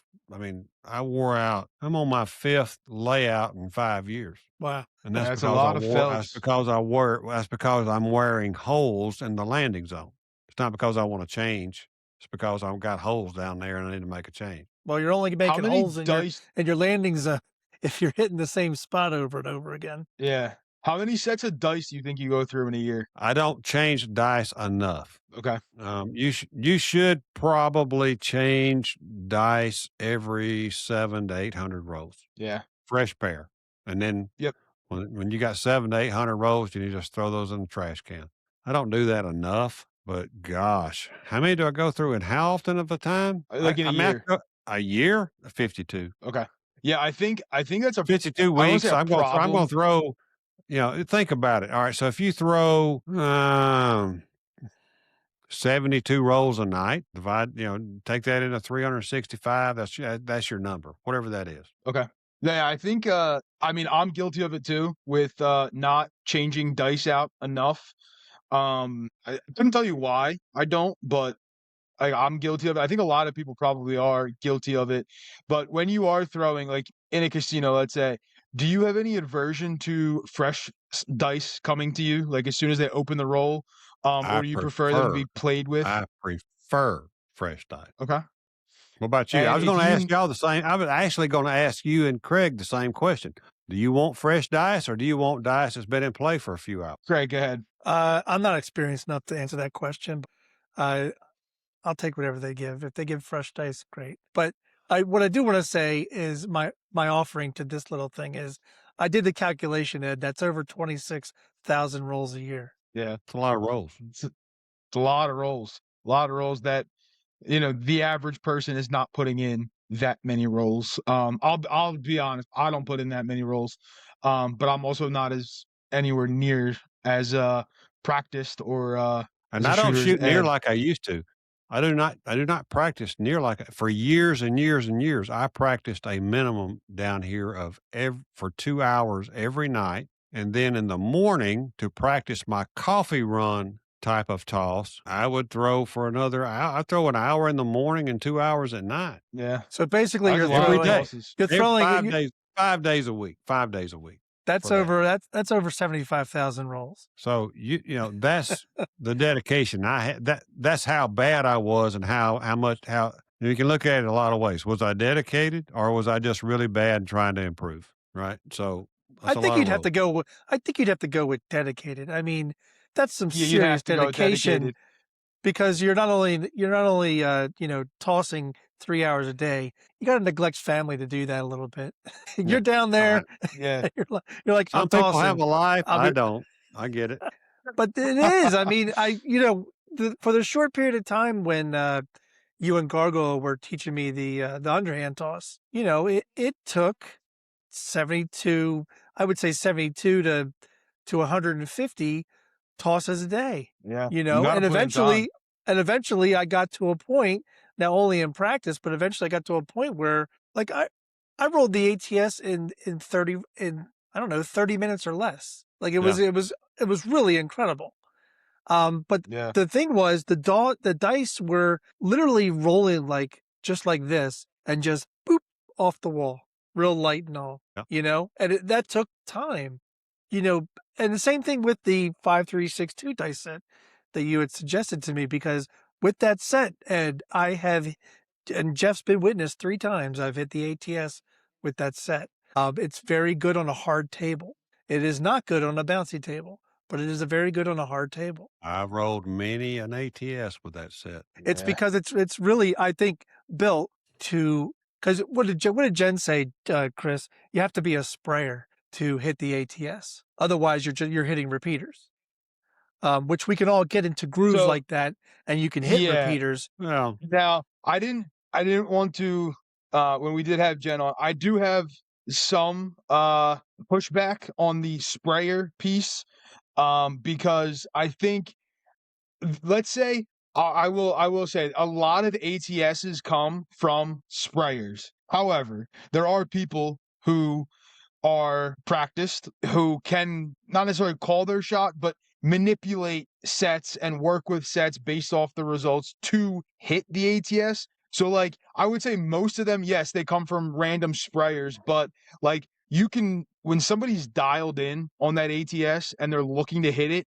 you can see it and you can see what set they're doing. They're looking at the result and then in their head, they're turning the die. But again, that takes a ton of practice to be able to do that without sitting there and being like, a minute in between rolls when you have the dice in front of you trying to figure out, all right, well, I was throwing this set and I got this result. So now I got to maybe change to this set. But also, you got to be confident in the fact that you can throw the same toss again in order to get the result that you're trying to get out of the dice. Because, if you're throwing a set, and you throw a number and it's like, oh, well, if I would have just, gotten the bottom half of that, or the bottom faces of that result, I would have hit the ATS. So then you see them flip the dice over, and it's like, well, their toss is completely different on the next throw. So what you're trying to do is not going to work because your toss is very inconsistent. You've got to have, number one, you've got to have consistent mechanics of the toss, right? And even if you're consistent, you're still going to have this weird bounce on occasion. There's Mhm. going to be luck. Right. A happy accident, as 10 Ton likes to call it. Yeah. So, if you get that happy accident, so where I'm at is like, if I'm hitting what I want to hit and I get a happy accident, let's say I've hit the 8, 9, and 10, and then all of a sudden I get a happy accident and I got a 12, I'm done with the box numbers for a moment. I'm shooting for 11. And so I'm going to know I'm going to know in advance what my dice set is that gives me the highest probability of an 11 without increasing the probability of a 7. Right. Right. So if you Yeah. don't know that, then you got to up your game. Right. Yeah. Well, it takes practice, right? It goes back to It takes the practice in It many takes recording tosses. your rolls. It takes analyzing your toss results so that you know what the heck you're looking for an 11. And it Yeah. might be a very simple change, but you didn't change the probability of a 7. You just increased the probability of an 11. Doesn't mean you're going to hit it, right? I mean, I can remember many a times at the Beau Rivage down there with Darth Nader, and he might be throwing his 6-8 set and he's throwing horns. It's just happening. His 6-8 is just giving him horns right then. And he's like, all right, I'm going to change to my horn set and let's see what happens. And he would start Yep. throwing inside numbers. Mm-hmm. And it wasn't increasing the probability of a 7, but he was changing the faces of the dice to see if it affected the outcome because he was very good at a consistent mechanical toss and doing it in a way that it was very, very repeatable. And that only comes through practice. Yep. It You're does so come through right. You're practice. so That's- right. Because that 5-3-6-2, in order for me to have a happy moment, they have to explode to give me aces. It's the one number I'm often missing from the ATS is aces. But if and sometimes a 4, which is really weird, but I have to switch to the inside set if I'm not getting a 4 with the other set because an inside set for me, gives me a hard 4 occasionally.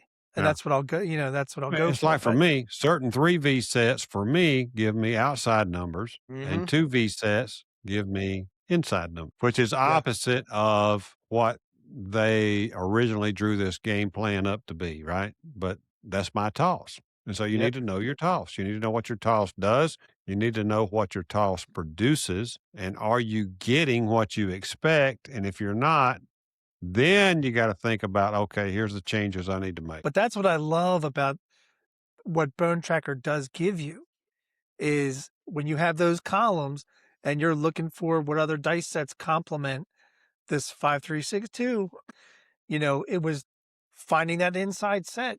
And I'm like, oh my God, this thing is just really just obviously the 5-3-6-2 is just related to the 3V. Everything else is just in relation to the 3V. So Yeah. the 3-2-6-4 is just a couple of die turns from a 5-3-6-2. And it's amazing. And you can really get into the theory of all that and into the Bone Tracker. But when you're really dialed in on your toss and you know that something's not working, to know that you have other sets you can go to that maybe normally are for completely different numbers, but it's because the one set you're working on is not giving you what you expect. And you're like, all right, let me go to a related set. And then all of a sudden that related set, like you said, Dark Nader was going for, his horn set was now giving him 6s and 8s that he Yep. was missing. Yeah, it's like my primary sets usually include having a horn somewhere as a primary face, generally top and bottom, right?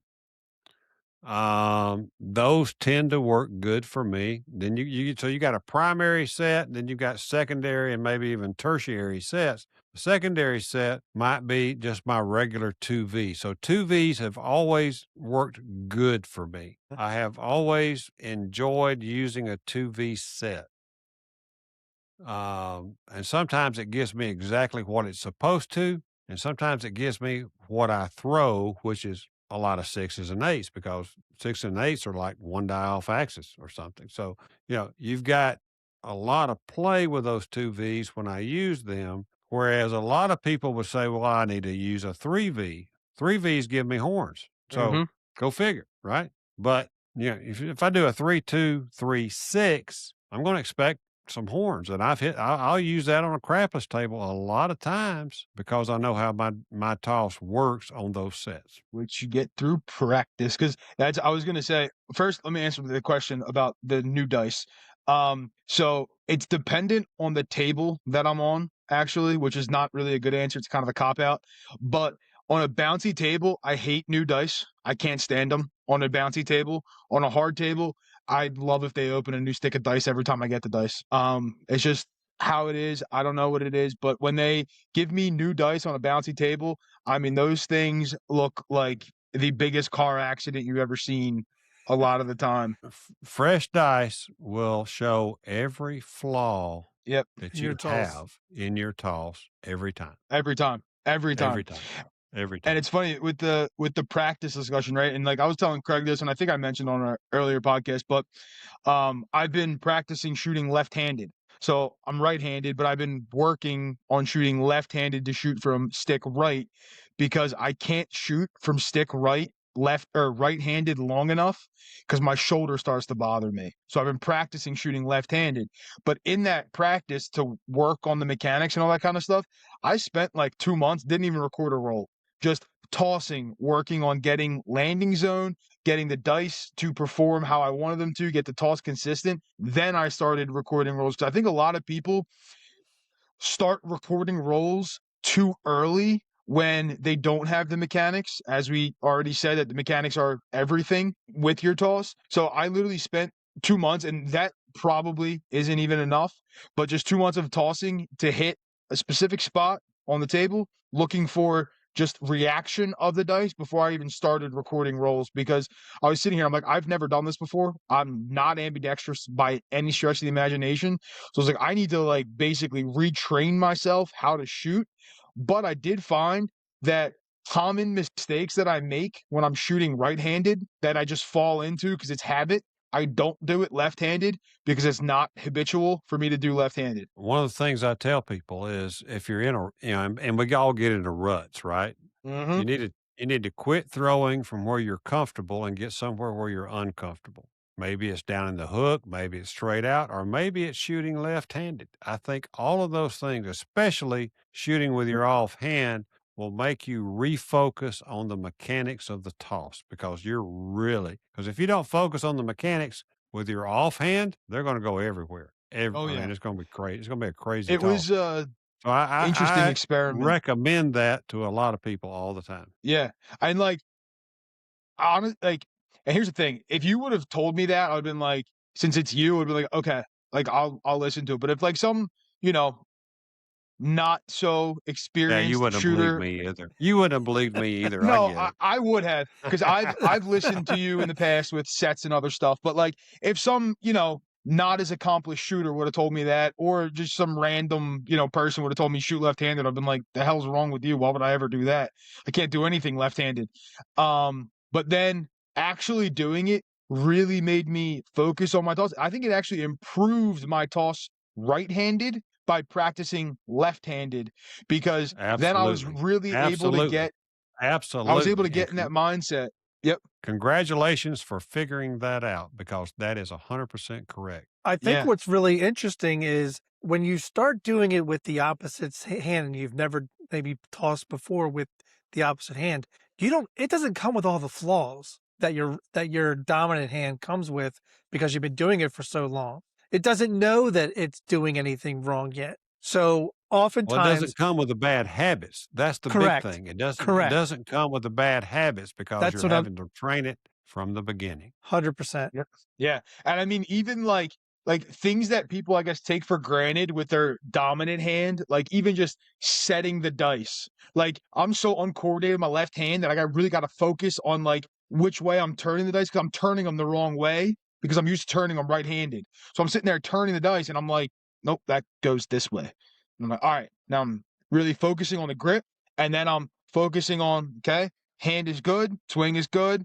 And then I've practiced both ways too, with some sort of swing and also just shooting straight from the deck and releasing, which I can't shoot with a swing right-handed. It doesn't work for me. I've tried it. I can't do it. I have to shoot from the deck. But left-handed, I can do it both ways. And again, I think it's habitual because my arm motion, if I have any type of backswing, I usually flare out my pinky and the dice kind of curve to the middle of the table or towards even to the hook that I don't want them to. Because I rarely have a problem that the dice go into the hook, like on the stick side. I usually go into the hook on the other side because I'm turning. But left-handed, it was, like I said, great experience, and I do like it. And the other thing is, now I'm more comfortable shooting from the right side. Like, I could shoot from the right side before. It's awkward for me because I'm tall, so I have to like lean down into the table and like dig my hip in almost to really get a thing. But with all my shoulder problems, I can't roll long enough. So when I do have good rolls, I'm in pain before I 7 out usually, and the pain causes my 7 because then my mechanics are all jacked up when I'm throwing because I'm like, I physically cannot put my arm in that position anymore. Thanks, volleyball. Yeah, but I get it. But Wait until you get old, dude. Wait until you get old. I always joke around. I'm 29 in a 92-year-old body. Like, I've had way too many sports injuries. My legs, my arms, everything. Like, that's my shoulder is like, I can tell you when it's going to rain because of my knees and my shoulder. There's a couple of tables in Biloxi that I prefer to shoot from stick right. Okay. And if I see it open, I don't care if I'm walking to dinner and I see stick right open on that table and I can get the dice quick, I'm going to make a throw because I know that table, I know my toss, and I'm generally throwing into the opposite turn, into the hook on the opposite side. So, but I know my set for that table. I know my toss for that table from that position, and I love it. I mean, I can freaking kill 9s many, many times. I mean, I'm shocked if I'm not hammering 9s. I If wanted you're to not ask throwing you. 9s, is that a warning sign to stop and maybe go to dinner, actually? Well, if I'm hammering 5s, I'm going to just keep throwing until I 7 out, and then I'm going to go to dinner. There you Sometimes you get 5s instead of 9s, but they're sisters. I'm expecting 9s, 6, 8s, and 9s. So that leads you to the other question. I mean, are you betting 3 numbers when you throw? Or are you betting 6 numbers when you throw? And are you betting 4? Are you betting inside? So, I mean, you need to know your tendencies. What are your best 2 or 3 numbers? And are you getting what you expect? Number one, you bet what you expect, and then you got to decide, am I getting what I was expecting? And if you're not, you got to adapt to the toss at the moment. 100%. So I've got actually, and bear with me, I have a 3-part question, and they're not all related. But first, I wanted to just go off of what you just said, because I was going to ask you, if you know your toss and you know what numbers they're hitting. We just came off an episode, Ed, or maybe 2 episodes ago, where we were talking about why we think 66 inside and betting across is just not good for the bankroll. If you're tossing and you know what numbers you're hitting, you should be only betting 2 to 3 numbers at max. Because you'll know after you toss the dice whether you're hitting those numbers or not. But it doesn't make sense to, if you have a dice set and you know you're strong on 5s and 9s or 6s and 8s, what the hell are you betting 4s and 10s for out of the gate? You haven't even thrown yet. Like, if you're truly a purveyor of watching the table and watching what rolls and watching your own roll, give yourself a roll or two and kind of know, okay, this is what I'm doing today. I'm not sure if I can correct it. I'm going to try, but these are the numbers I know I want to bet because these are the numbers I'm expecting to hit. And I know that your very strong point on when you're betting is that you're betting what's rolling. Yep, absolutely. I damn sure don't want to bet what's not rolling. Yeah. My other part of the question is, do you think a lot of times when people are missing their landing zone is because the arm's natural progression, like from stick left, your throwing arm's natural progression of your rotator cuff is that it goes outwards towards the hook? Because you consciously have to throw a little bit inward for it to go straight down because of the natural way your arm swings From stick left or stick right? from stick left. I think you've got bad hand-eye coordination, dude. That's a great answer.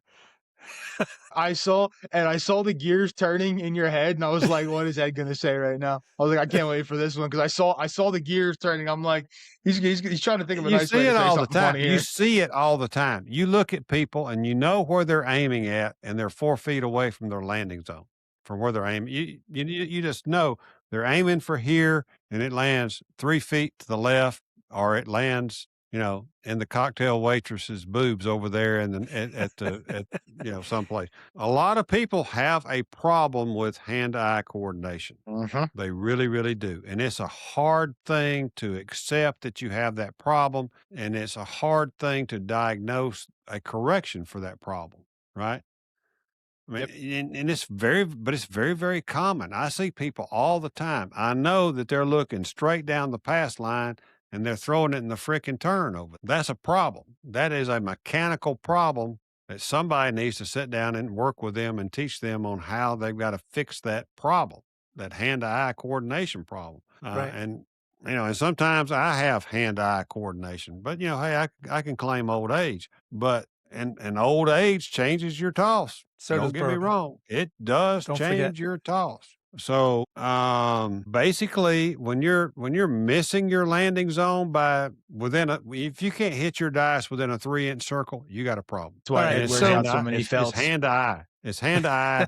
There's something mechanical that you're doing in the toss. Even though you're looking at where you want to throw it, you're not landing it anywhere near. You're landing it in the center, whatever. So you can look at people on YouTube and watch them throw. You know where they're aiming, but they're landing and their dice are running left all the time. There's a mechanical issue. They're landing them on the right side of the dice. They're on right corners. They're running left. They're not hitting the landing zone. They're hitting in the center of the table and they're still running left. There's an issue there. And it would take a lot of coaching, and they've got to have some work with someone by their side showing them what they're doing wrong, my opinion. Sounds Oh, like they need to great. go to the Casino Tears experience. Hell yeah. Advertisement. There you go. All right. My final question in regards to that, and I know we tangented a little bit and my questions have been all over the place, but I need to ask this of you because we were just talking about Chris and his left-handed toss. So I want to know if you remember this, Ed, from the 70s. I From was the left when?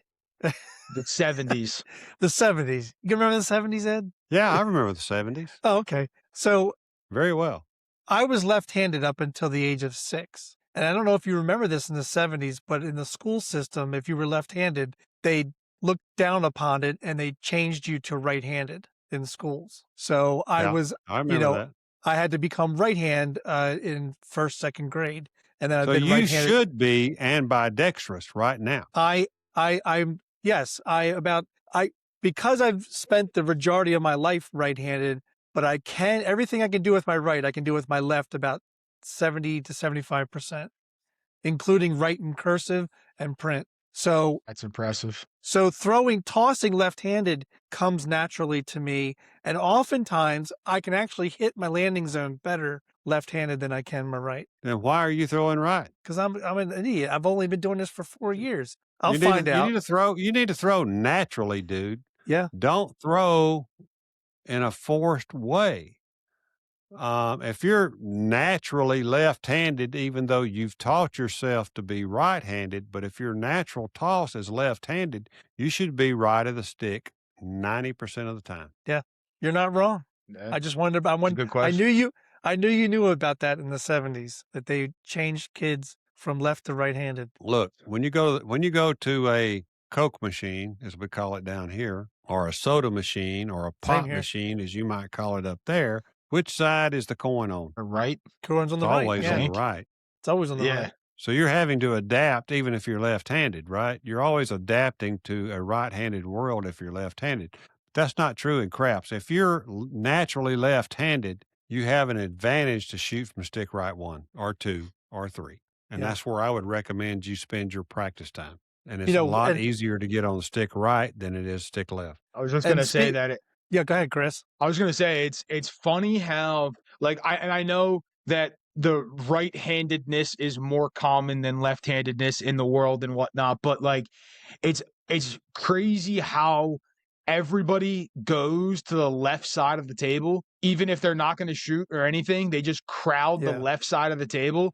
The right side has like leprosy for some reason. That like even if the table is empty, everybody's going to the left-hand side of the table. If they're going to toss, I can understand why, but like even like people who are chicken feeding, like it doesn't matter where you throw from. So like I'm always curious as to why they gravitate towards that left side.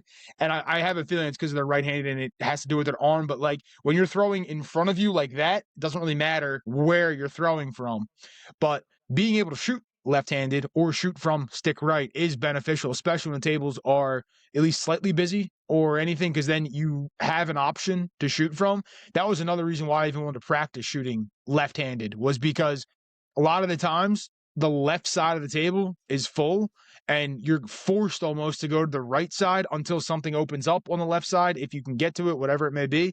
But having that extra tool in the tool belt is nice to be able to shoot from really anywhere around the table. Granted, you should be able to shoot from anywhere, but like be comfortable shooting from anywhere around the table. And I was just going to say that, Chris, and that was a great point, because we had talked about it in previous episodes about, I personally, and maybe you too, Chris, and I'm sure you've done this, Ed, too, is we don't ever want to be standing there while other people are playing and while there's an open position at the table. If there's an open position, I don't care where that open position is. So I've practiced shooting from every single position because I don't want to be standing around and not playing. If there's an open position, I want it.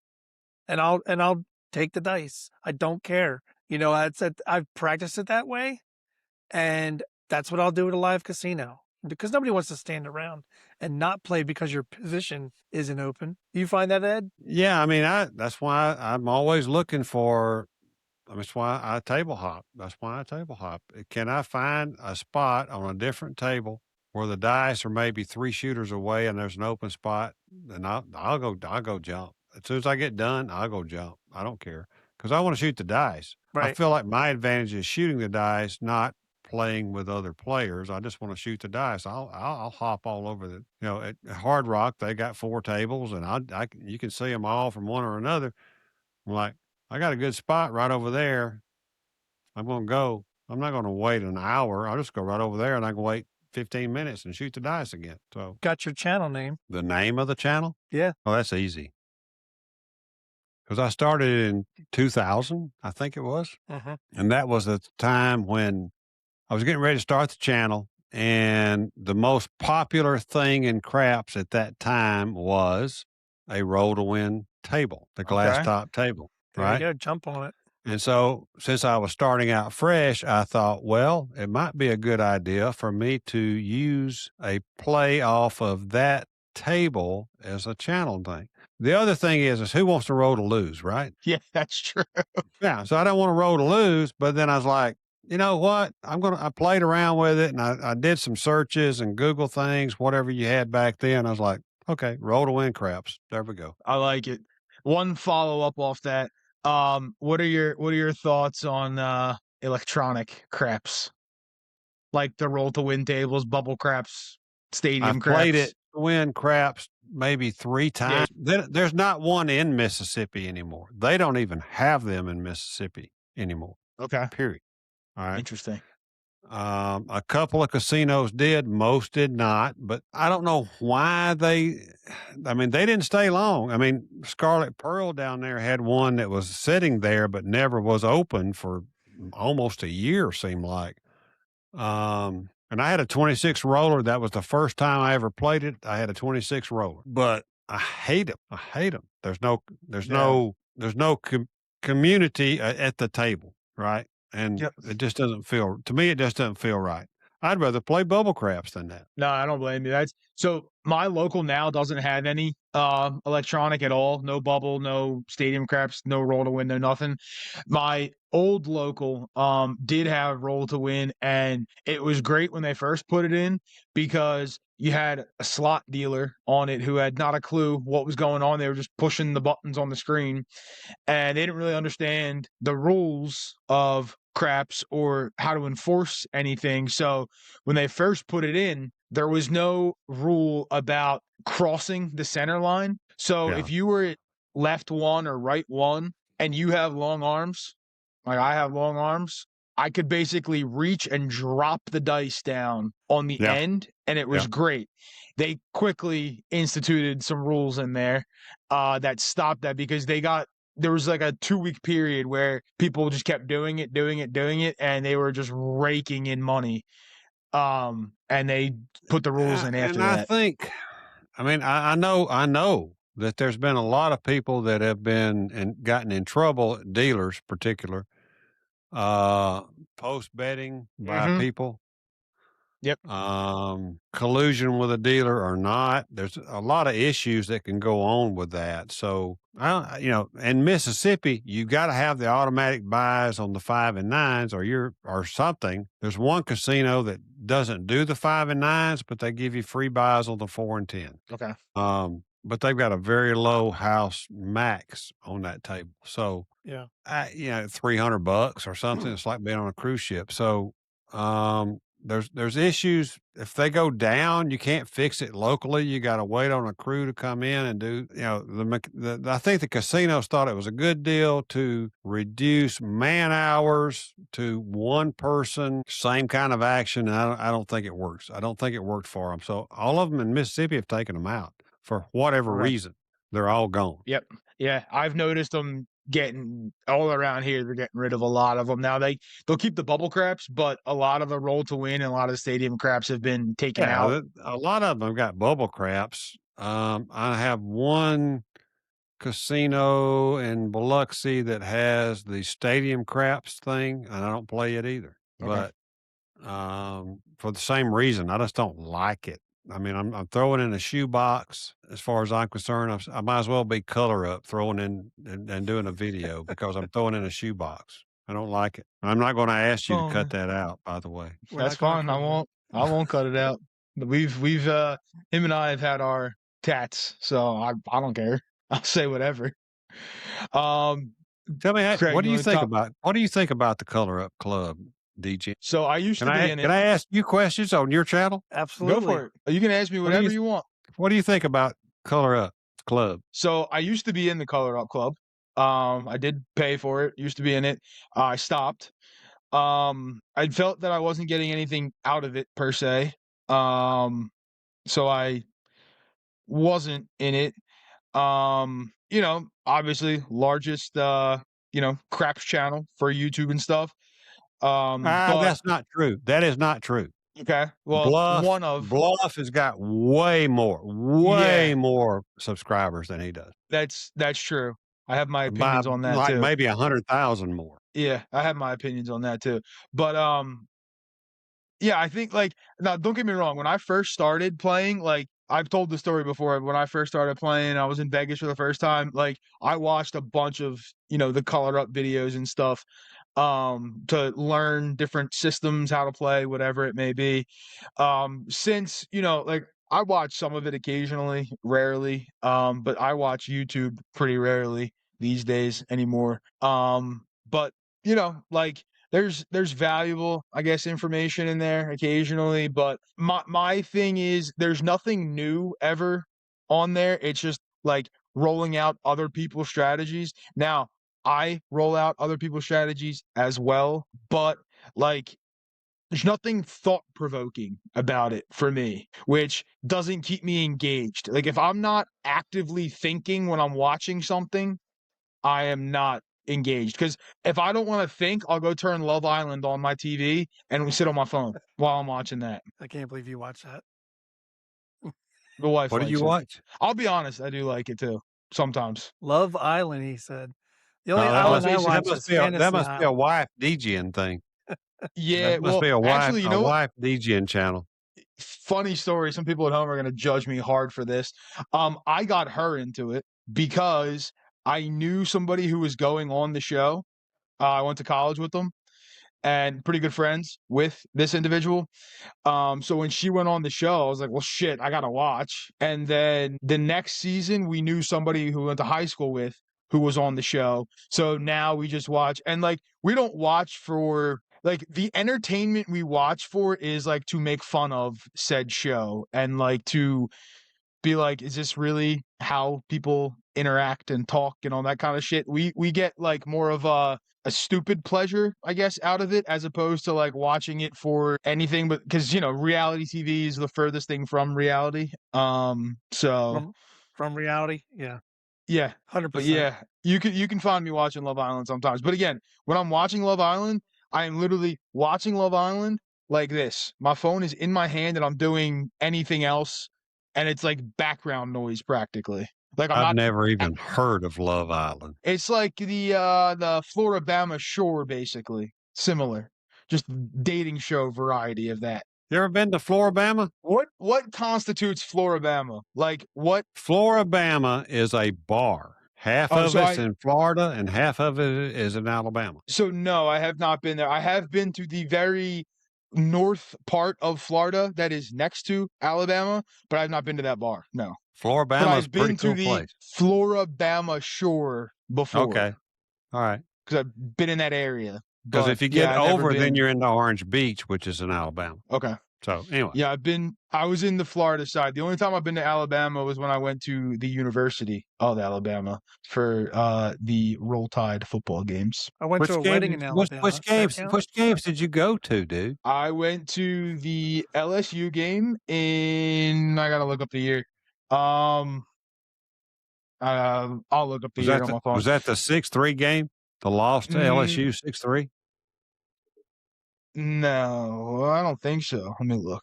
I have pictures when I was there. I gotta look at the year. My one of my really good friends, his sister went there. So we went down to Alabama for the game. It was in 2019. Oh. So hold on, I can tell you what the score of the game was.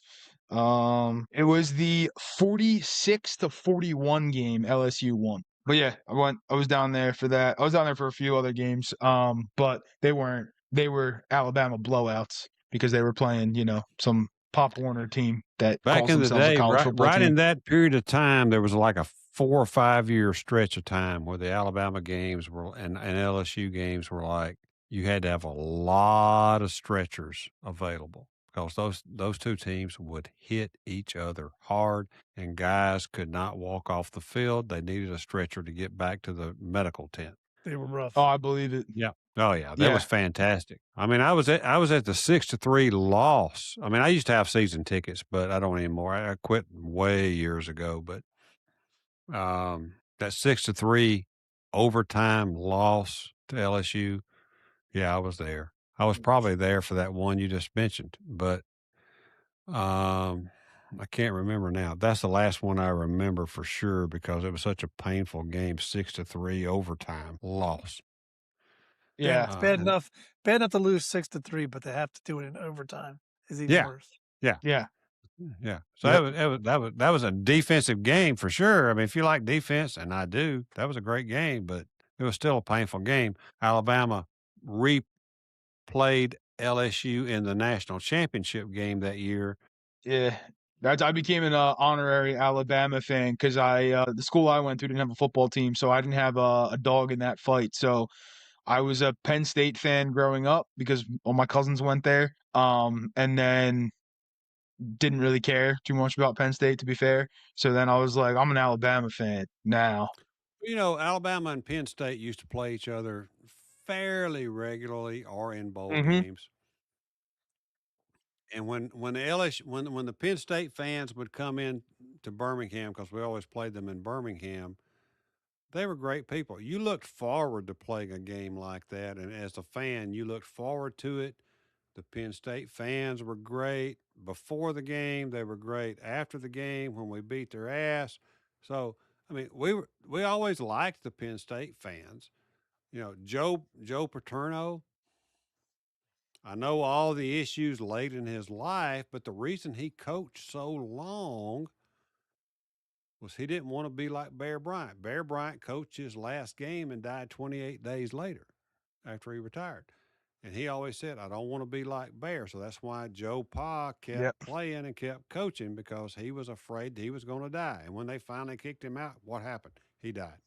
So we used to have great, great games. I mean, we had that goal line stand. It was number 1 versus number 2 in the Sugar Bowl, 1979, I believe it was. Penn State got not just 4 downs, 4th and goal. There was an Alabama penalty in there. They got 5 tries from inside the 10. I think 3 from inside the 2. Couldn't get it over the goal line, dude. Couldn't get it over the goal line. Fantastic game. I remember that one. Like, yeah. In fact, I watched a rerun of that damn game on YouTube just a few nights ago, I think.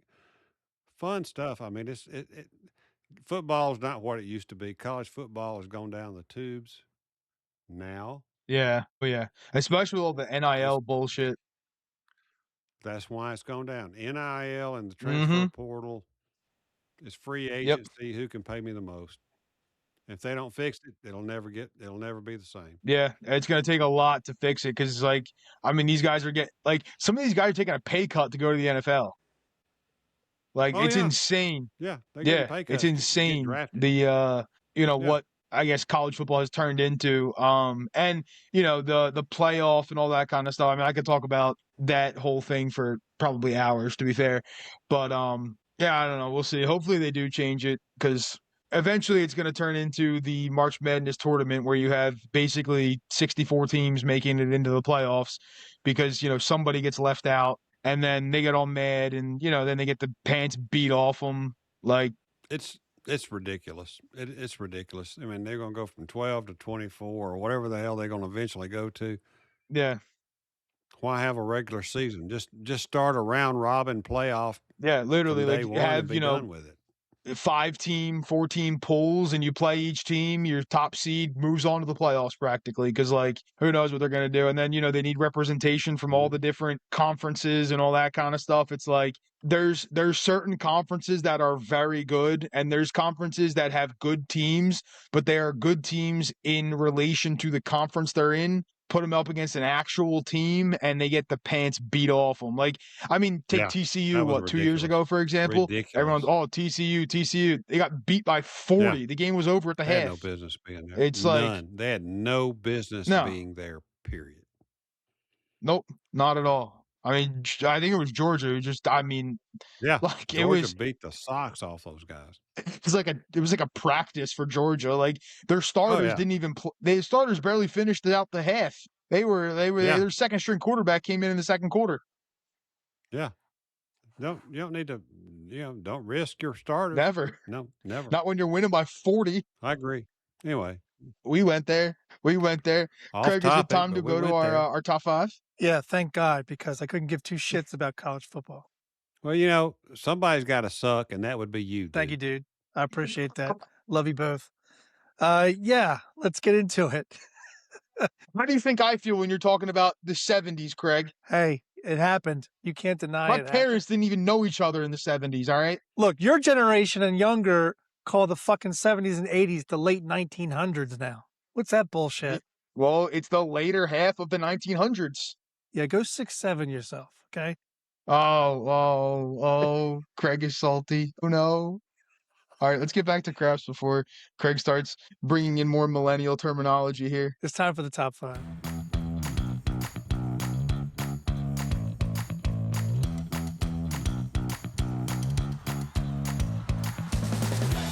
Ladies and gentlemen, here we come.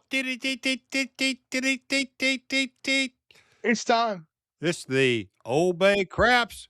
It's the Dice Degen and the guest R2W. Roll to win. We're going to do the top 5. All right, the top 5 today is the top 5 things that drive serious craps players insane. Craig, I'm coming to you first. What is number 5 on your list of things that drive serious craps players insane? Well, before I begin, I was going to call this top 5 the top 5 things that piss Ed off. So I think it's the same thing. Mm-hmm. So, all right, my number 5. That's the I don't know the rules, but I'm going to yell anyway guy. The one who confidently shouts advice that is 100% wrong. He's basically a human pop-up ad, loud, useless, and impossible to close. There you go. All right, Ed, what's number 5 on your list of things that drive you insane at the craps table? Watered down drinks. That's great. I like that one. I like that one. That's a good one. Now, I don't drink when I'm playing, but I just hate watered down drinks in general. So I like that one. Especially when you're trying to play for free, and drink for free. All right, my number 5 is I hate when people give unsolicited advice. Don't care what you have to say. Didn't ask. Not listening anyway. Don't tell me that this should be pressed. That should be pressed. Don't take odds. Play this way. Trust me on this. Guess what? Trust me on this. Shut your mouth before I shut it for you. All right, Craig, number 4. I do want to tangent off Ed's answer and say, I think I stopped going to my local because they started charging for the drinks. I'm like, what the hell? I'm like, you just lost a patron. Yeah. All right. I've only ever been to one casino that charged me for drinks. I can't remember which one it was though. It was in Washington when I went out to visit John and Ian. Whatever Indian casino I was at, we had to pay for drinks. The Seminoles, the Hard Rock, they all charge you down in Florida for drinks. Do they? Wow. Yep. That's a reason not to go It's there. an Indian thing. Absolutely. What All the right. hell? And it's cheaper to go to the bar and buy your drinks than to have a waitress bring you Yeah, your drinks. seriously. For sure. All right. My number 4, the dice blocker who stacks their odds out of nowhere in your landing zone and pigeon feeds last minute chips to the prop section. This person comes with emotional baggage, all piled right where the dice need to land. So serious players watch that chaos and feel a white hot hatred for the clown causing it as they're sabotaging the felt. Makes one say, I cannot believe I have to share oxygen with this human tornado. I like that one too. All right, that was number 4 on your list. Look, guys. All right. Number 1, number 5 was watered down drink. You got a skinny waitress. She doesn't have any cleavage, and she's expecting a tip because she brings you a watered down drink. That's got to be number 4. I mean, and if she's got a pimple on her face, that might even be number 3. But I mean, you cannot have a skinny waitress without cleavage trying to wear some kind of Halloween costume that's supposed to show cleavage, and she's got none. Because, I mean, she might as well be a guy that just shaved her chest giving you a damn drink. I mean, I can't stand that. You know what's funny? A lot of the casinos will actually pay for like plastic surgery for their waitresses. Like my old local, they would pay for a boob job if you needed to get a boob job done or wanted to get a boob job done. It was encouraged. Shout out to your local. Fuck that place. Hate that place. Yeah, but I mean, you gotta like the boob job waitresses. Guess they had their priorities straight on that, but not on understanding how dice rolls work. But that's beside the point. All right, my number 4 is I hate when people complain about every decision after the fact. If you want to complain about it, you should have did it before. Don't tell me that you could have done this, you were gonna do that. Guess what? I still don't care. All right, Craig, number 3. All right, my number 3, the shooter who thinks they're filming a Netflix special. Slow down dice setting, dramatic breathing, a full TED talk before every toss. Meanwhile, the table is dying of old age, waiting for your fucking roll. You need to get that pace up. They need those stick men from Tunica. All right, Ed, what's number 3? All right, I got to continue. All right, you got watered down drinks coming to you. You got a waitress with no cleavage, and she's fingering down your spine, going, "Would you like a drink, sir?" And you turn around, and it's the same ugly waitress with a pimple on her face, no cleavage, and she's asking you if you want another watered down drink. But that fingers down your spine, dude. I can't stand that. I don't like it. And it always happens when you're shooting. Yep. Well, it's funny. So like a lot of people who know me know I don't like to be touched in like any way, and it's not like a germ thing or anything. I just don't like to be touched by like when people come up to me. Like I don't like being pat. I don't like it. So like if a drink lady was doing it, I'd probably turn around so quick that uh serving tray would probably end up all over them because I would turn around so quick, my arm would fling out, and I'd be like, "What the hell are you doing? Get your hands off me!" All right, number 3, things that people hate: late bets that slow down the game. There's nothing that kills momentum faster than somebody reaching over their table onto the layout while the dice are in the air, or just before the shooter's about to throw them, just to place some stupid bet they could have placed, but they wanted to cause a scene and make it a late bet. All right, Craig, number 3. Actually, I'm on number 2. Oh, sorry, number 2. My number 2 kind of goes into I think one of your earlier ones, Chris, which is the person who just won't shut the fuck up next to you. Like, it's not like they're even offering advice. They just constantly talk and they just won't shut up. It reminds me of drunk Charlie Brown. Ed doesn't know who that is. We'll tell him off camera who that is. But yeah, I can't stand the drunk Charlie Brown. I don't blame you. Drunk Charlie Brown's a problem. All right, that was number 2. It's a good question. What is number 2 after those others? So you have a watered down drink, the person with no cleavage. That same person is running fingers down your back, trying to give you another watered down drink. And they're ugly. Don't forget that part. And they bring you, and you order a bourbon, and they bring you whiskey. Oh, the wrong drink. And they act like they don't know what the problem Inexperienced. is right there. Drives you insane. There is a difference. And there is a total difference.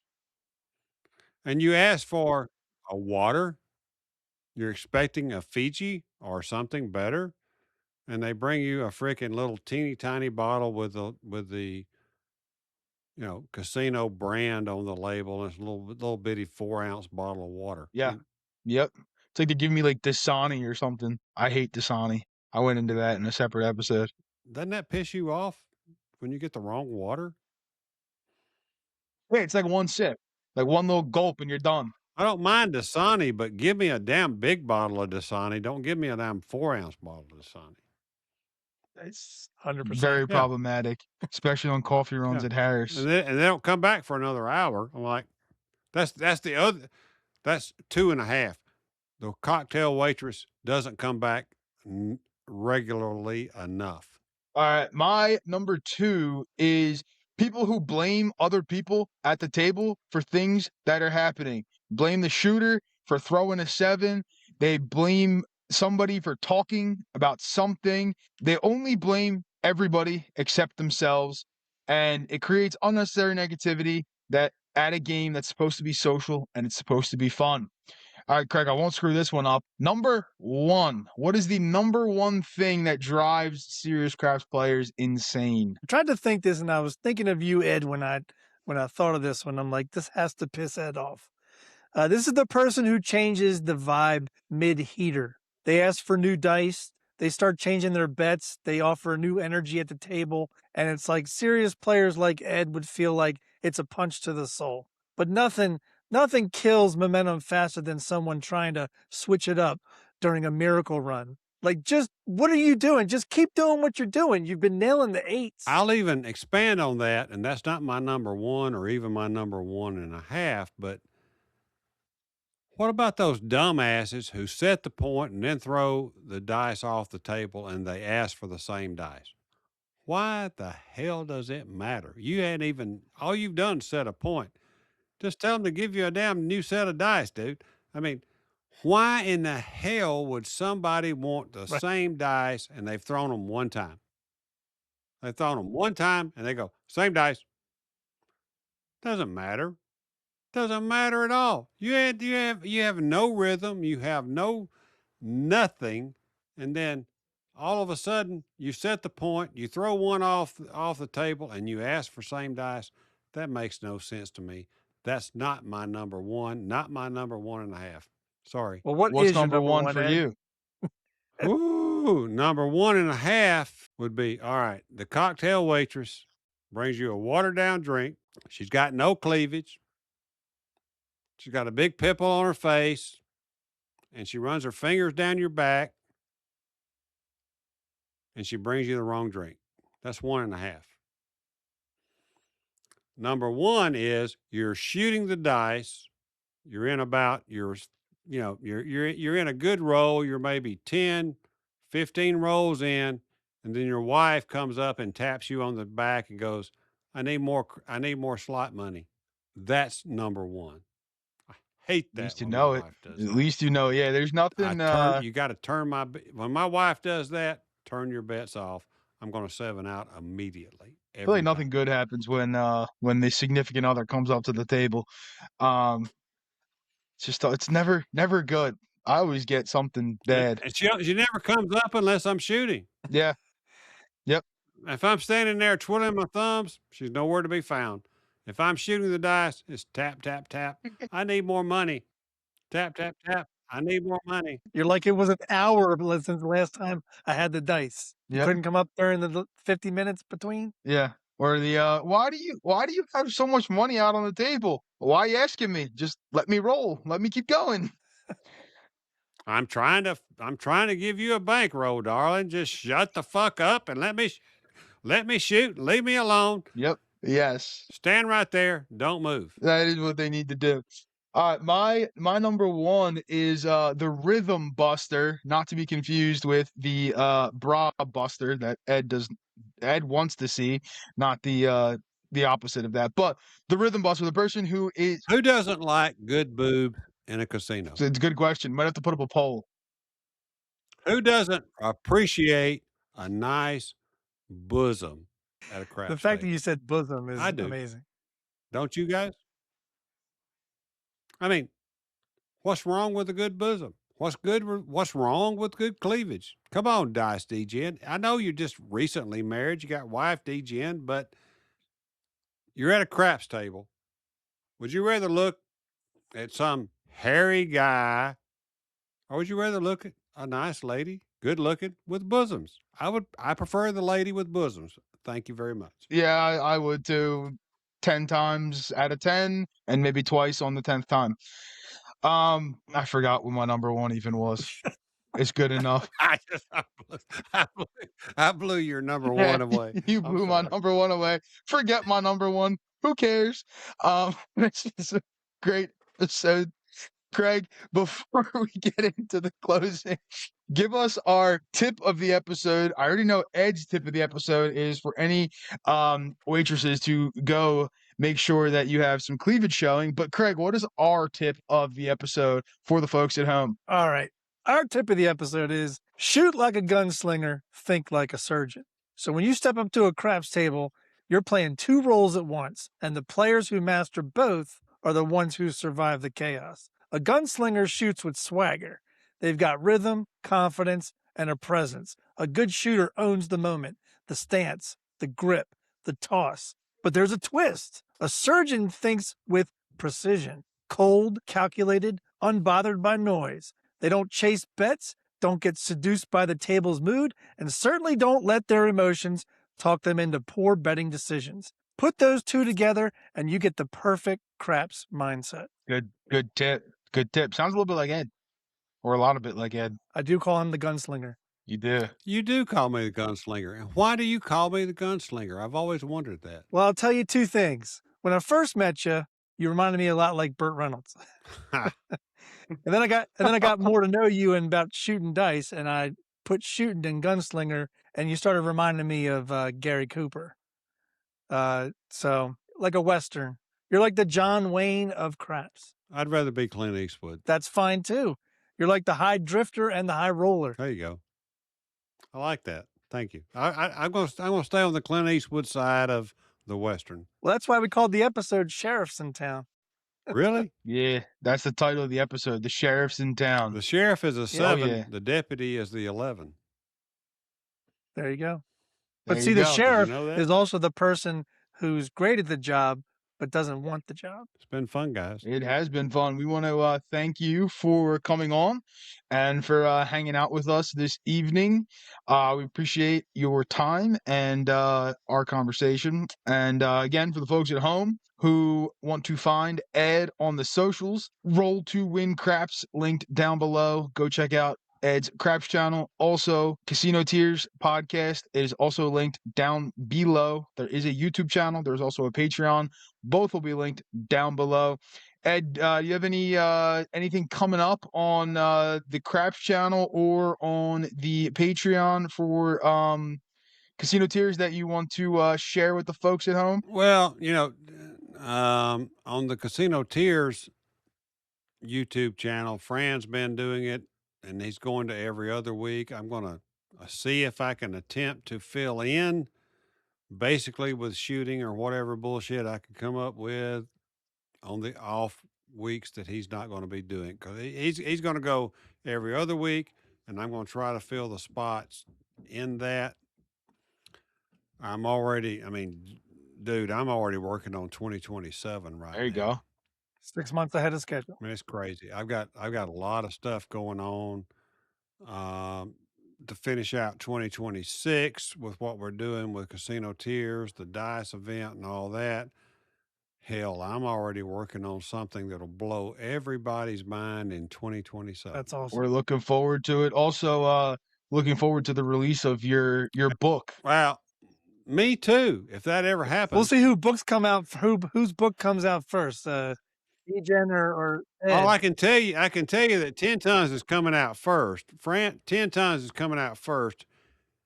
It's going to be a 3-part book. It's going to be me, Fran, and Dice Coach. We're going and we're only covering one topic in this particular first section. And so, it's going to be carrying on for a long time. But, there hasn't been anything really written in ever since the dice game has kind of changed. And so you've got 3 different philosophies. You got a couple of old school guys, you got a new school guy, and we're going to be trying to put in written word things that apply to today's game, not what it was 20 years ago. Right? There's not been a really good book written in a long time. And I think a book, even though most people don't like to read books anymore, but you can hold that, you can read it, you can take it to your hotel room at the casino, and you can read it. And we're going to try to give you, all 3 of us, our versions of what we're doing in different parts of the game. And it's going to be a little long, drawn out process, but we're working on the come out game first. Then we'll get into the point play of the game, but the pre-point cycle, as I call it, is very important, and it depends on how you play it and how you want to do it. And that's the first focus on this first part of the series. We are looking forward to it. Again, Ed's socials linked down below. If you need to find our socials, email FullofChipsPodcast@gmail.com. Full-length versions on YouTube, Spotify, and Apple. Short-form content on YouTube, TikTok, Instagram, and Facebook. And finally, Patreon is down below. Go check it out. Craig, you're going to take us out, but before you take us out, I'm going to give Ed final words, and then Craig, you'll take us out on episode number 50. Again, Ed, thanks for coming on. We appreciate you. And Ed, final thoughts. It's been a blast. I appreciate you guys allowing me to come in and run my mouth like I do with 10 Ton. I mean, that's all I do is I run my mouth. It's really easy to talk. It's hard to put it into practice. So everybody, you've got to practice like you play and play like you practice. And if you don't do that, it's really, really tough at the tables. Excellent advice. All right.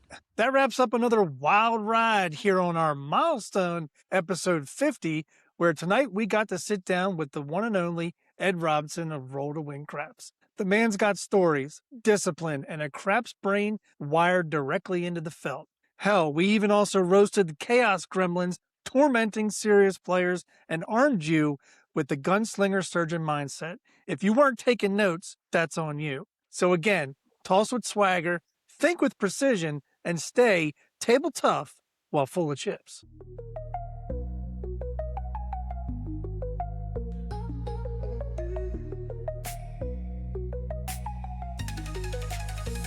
On the ball.